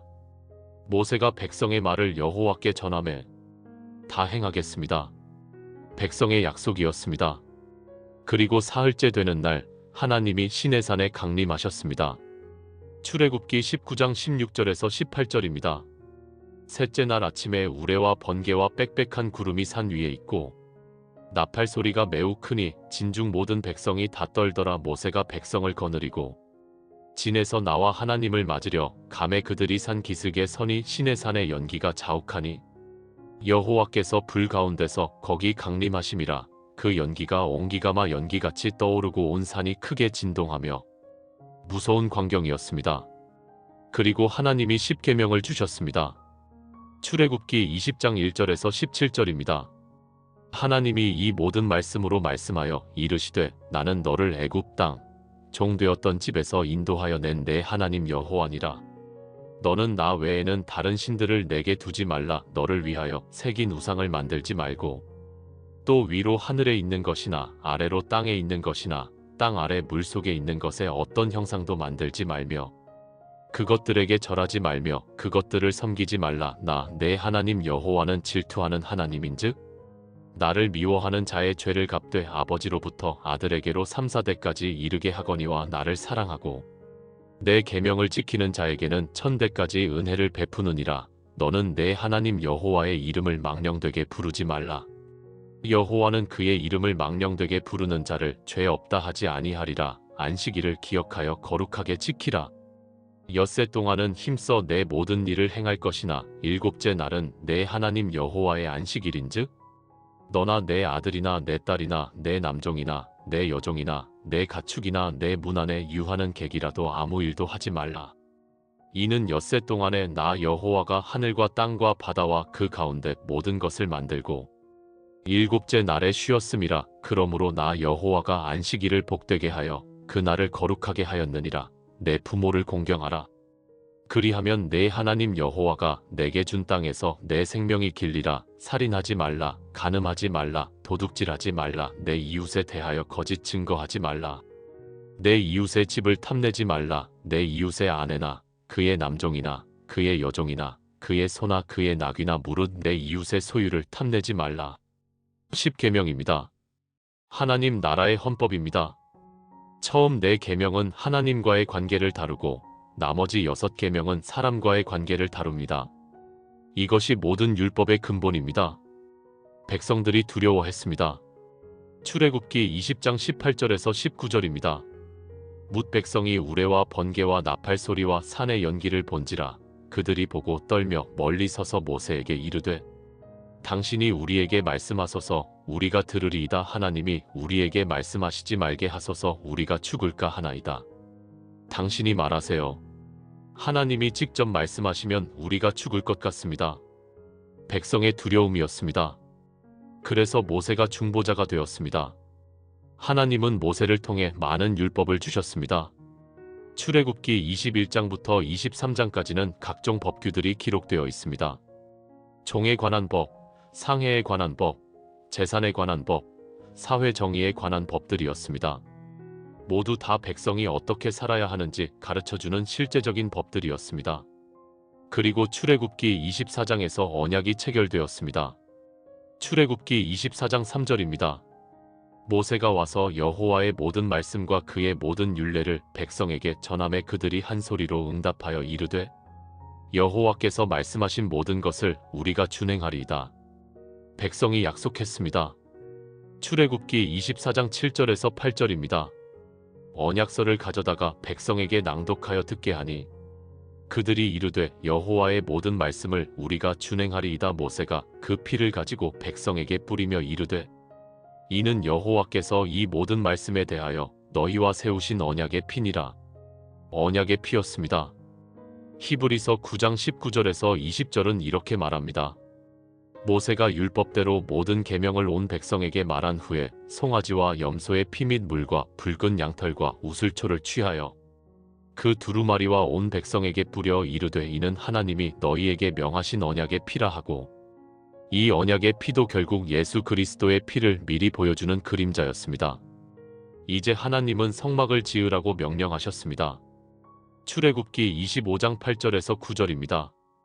내가 그들 중에 거할 성소를 그들이 나를 위하여 짓되 모든 것을 내가 내게 보이는 본을 따라 장막의 식양과 그 기구의 식양대로 지을지니라. 성막은 하나님이 거하실 곳이었습니다. 출애굽기 25장부터 31장까지는 성막 제작에 대한 자세한 지시가 나옵니다. 법궤, 속죄소, 떡상, 등잔대, 성막 휘장, 번제단, 뜰, 제사장, 의복, 위임식 등 모든 것이 세밀하게 규정되어 있습니다. 왜 이렇게 자세할까요? 히브리서 8장 5절은 이렇게 말합니다. 그들이 섬기는 것은 하늘에 있는 것의 모형과 그림자라. 모세가 장막을 지으려 할 때에 지시하심을 얻음과 같으니 이르시되 삼가 모든 것을 산에서 내게 보이던 본을 따라 지으라 하셨느니라. 성막은 하늘 성소의 모형이었습니다. 그리고 모든 것이 예수 그리스도를 가리키는 상징이었습니다. 그런데 모세가 산에 있는 동안 백성들은 무엇을 했을까요? 출애굽기 32장 1절입니다. 백성이 모세가 산에서 내려옴이 더딤을 보고 모여 아론에게 이르러 말하되 일어나라, 우리를 인도할 신을 우리를 위하여 만들라. 이 모세 곧 우리를 애굽 땅에서 인도하여 낸 사람은 어찌 되었는지 알 수 없노라. 모세가 오래 내려오지 않자 불안해진 겁니다. 그리고 금송아지를 만들었습니다. 출애굽기 32장 4절입니다. 아론이 그들의 손에서 금 고리를 받아 부어서 조각칼로 새겨 송아지 형상을 만드니 그들이 말하되 이스라엘아, 이는 너희를 애굽 땅에서 인도하여 낸 너희의 신이로다 하는지라. 금송아지를 만들고 이것이 너희를 애굽에서 인도한 신이다라고 했습니다. 말도 안 되는 소리입니다. 불과 몇 주 전에 시내산에서 나 외에 다른 신을 섬기지 말라는 음성을 직접 들었던 백성들이 금송아지를 만든 겁니다. 산 위에서 하나님이 모세에게 말씀하셨습니다. 출애굽기 32장 7절에서 10절입니다. 여호와께서 모세에게 이르시되 내려가라. 내가 애굽 땅에서 인도하여 낸 내 백성이 부패하였도다. 그들이 내가 그들에게 명령한 길을 속히 떠나 자기를 위하여 송아지를 부어 만들고 그것을 예배하며 그것에게 제물을 드리며 말하기를 이스라엘아, 이는 너희를 애굽 땅에서 인도하여 낸 너희의 신이라 하였도다. 여호와께서 또 모세에게 이르시되 내가 이 백성을 보니 목이 뻣뻣한 백성이로다. 그런즉 내가 하는 대로 두라. 내가 그들에게 진노하여 그들을 진멸하고 너를 큰 나라가 되게 하리라. 하나님이 진노하셨습니다. 백성을 진멸하시겠다고 하셨습니다. 그런데 모세가 간구했습니다. 출애굽기 32장 11절에서 13절입니다. 모세가 그의 하나님 여호와께 구하여 이르되 여호와여, 어찌하여 그 큰 권능과 강한 손으로 애굽 땅에서 인도하여 내신 주의 백성에게 진노하시나이까? 어찌하여 애굽 사람이 이르기를 여호와가 자기 백성을 산에서 죽이고 지면에서 진멸하려는 악한 의도로 인도해내었다고 말하게 하시려 하나이까? 주의 맹렬한 노를 그치시고 뜻을 돌이키사 주의 백성에게 이 화를 내리지 마옵소서. 주의 종 아브라함과 이삭과 이스라엘을 기억하소서. 주께서 그들을 위하여 주를 두고 맹세하여 그들에게 이르시기를 내가 너희의 자손을 하늘의 별처럼 많게 하고 내가 허락한 이 온 땅을 너희의 자손에게 주어 영원한 기업이 되게 하리라 하셨나이다. 모세의 간구였습니다. 아브라함, 이삭, 야곱과 맺은 언약을 기억해달라는 간청이었습니다. 출애굽기 32장 14절입니다. 여호와께서 뜻을 돌이키사 말씀하신 화를 그 백성에게 내리지 아니하시니라. 하나님이 뜻을 돌이키셨습니다. 모세의 중보기도 때문이었습니다. 여러분, 이것이 중보기도의 능력입니다. 모세가 산에서 내려왔습니다. 출애굽기 32장 19절입니다. 진에 가까이 이르러 송아지와 춤추는 것을 보고 크게 노하여 손에서 그 판들을 산 아래로 던져 깨뜨리니라. 십계명이 새겨진 돌판을 깨뜨렸습니다. 백성이 이미 언약을 깨뜨렸기 때문입니다. 모세가 금송아지를 불살라 가루로 만들어 물에 뿌려 백성에게 마시게 했습니다. 그리고 레위 자손을 불러 범죄한 자들을 처형하게 했습니다. 출애굽기 32장 28절입니다. 레위 자손이 모세의 말대로 행함에 이날에 백성 중에 3,000명가량이 죽임을 당하니라. 3,000명이 죽었습니다. 엄중한 심판이었습니다. 그리고 모세가 다시 하나님께 간구했습니다. 출애굽기 32장 31절에서 32절입니다. 모세가 여호와께 돌아가 아뢰되 슬프도소이다. 이 백성이 자기들을 위하여 신을 만들어 싸우니 큰 죄를 범하였나이다. 그러나 이제 그들의 죄를 사하시옵소서. 그렇지 아니하시오면 원하건대 주께서 기록하신 책에서 내 이름을 지워버려 주옵소서. 나를 지워버리고라도 백성을 용서해 주세요. 모세의 간절한 기도였습니다. 이것이 진정한 목자의 마음입니다. 하나님은 백성을 용서하셨지만 직접 동행하지 않으시겠다고 하셨습니다. 출애굽기 33장 3절입니다. 내가 젖과 꿀이 흐르는 땅으로 올라가려니와 내가 너희와 함께 올라가지 아니하리니 너희는 목이 뻣뻣한 백성인작 내가 길에서 너희를 진멸할까 염려함이니라. 천사를 보내시되 하나님은 직접 가지 않으시겠다는 겁니다. 백성이 슬퍼했습니다.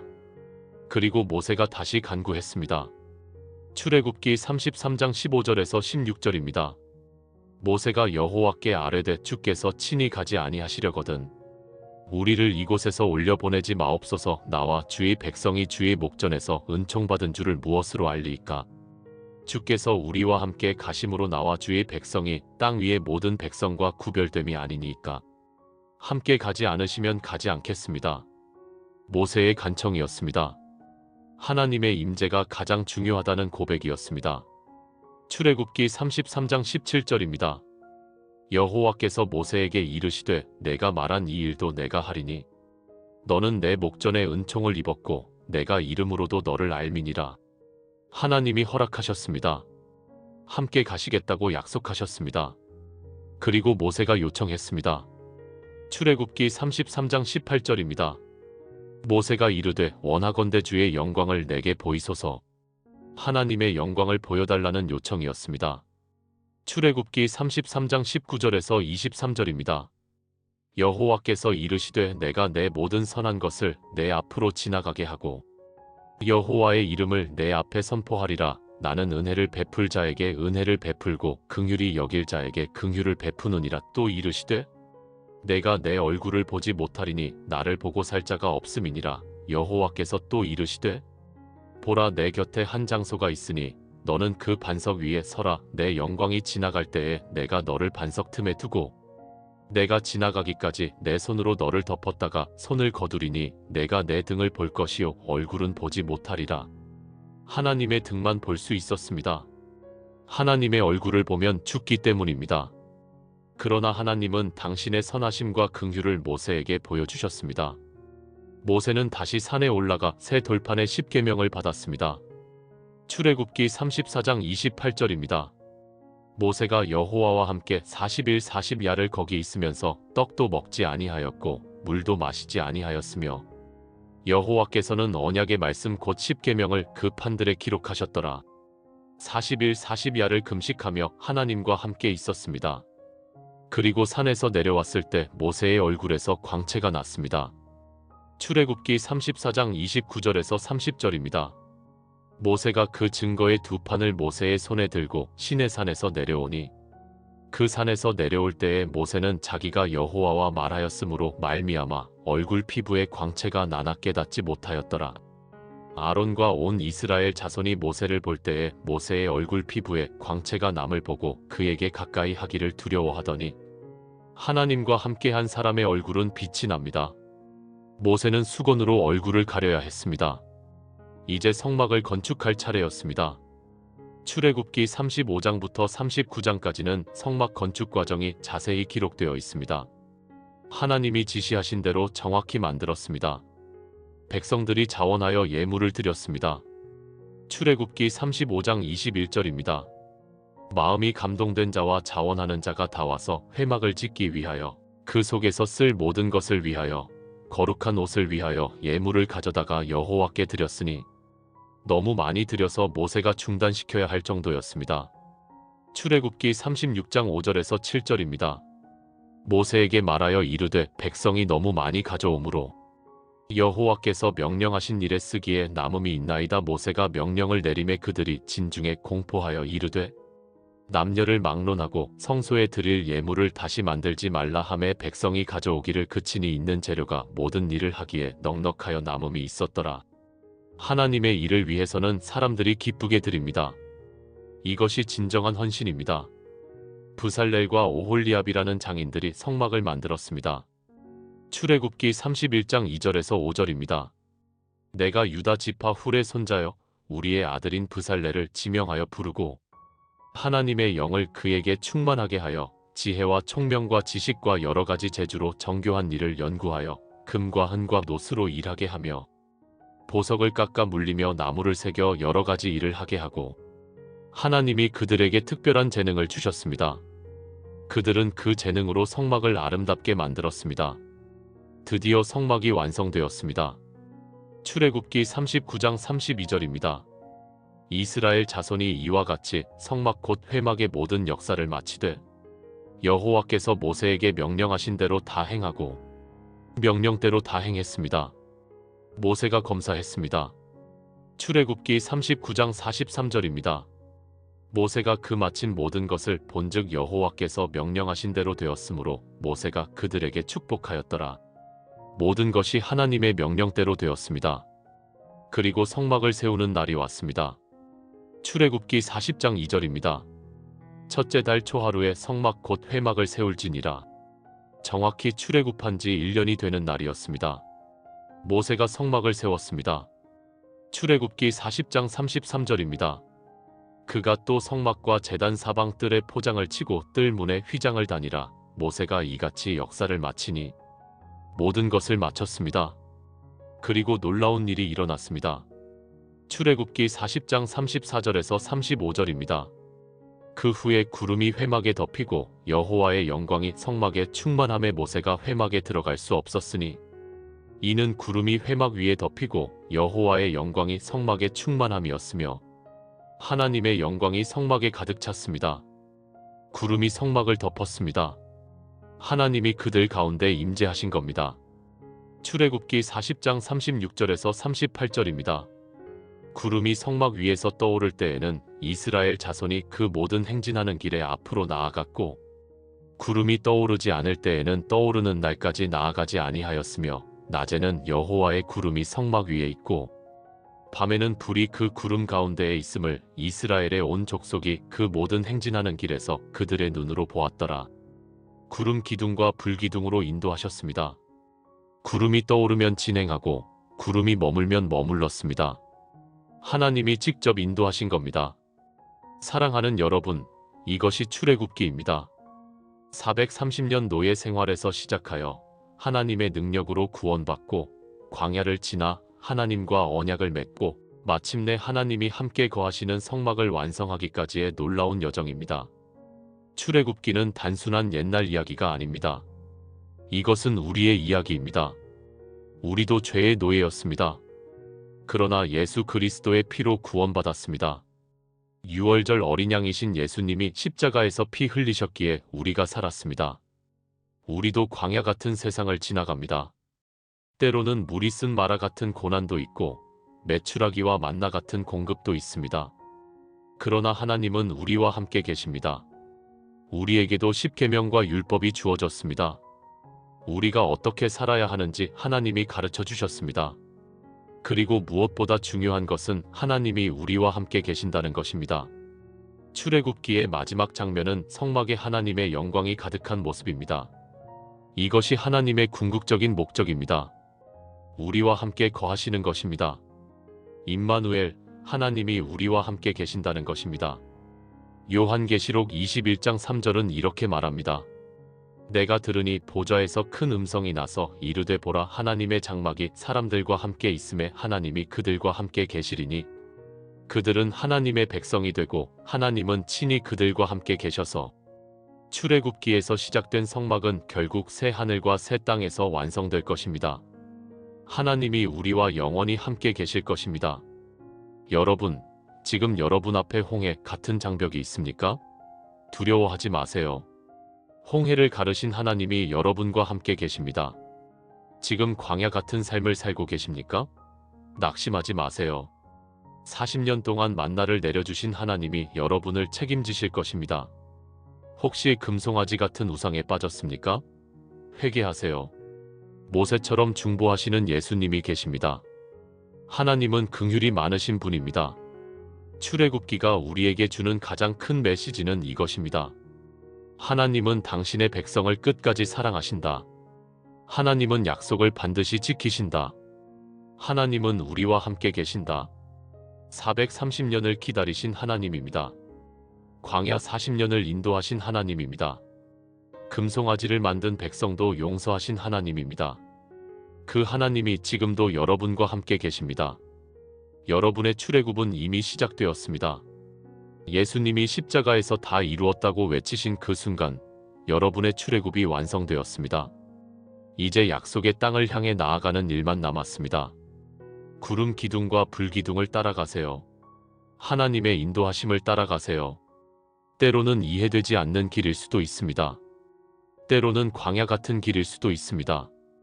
그러나 하나님은 반드시 약속의 땅으로 인도하실 것입니다. 출애굽기 15장 13절의 말씀으로 마치겠습니다. 주께서 주의 인자하심으로 주께서 구속하신 백성을 인도하시되 주의 힘으로 그들을 주의 거룩한 처소에 들어가게 하시나이다.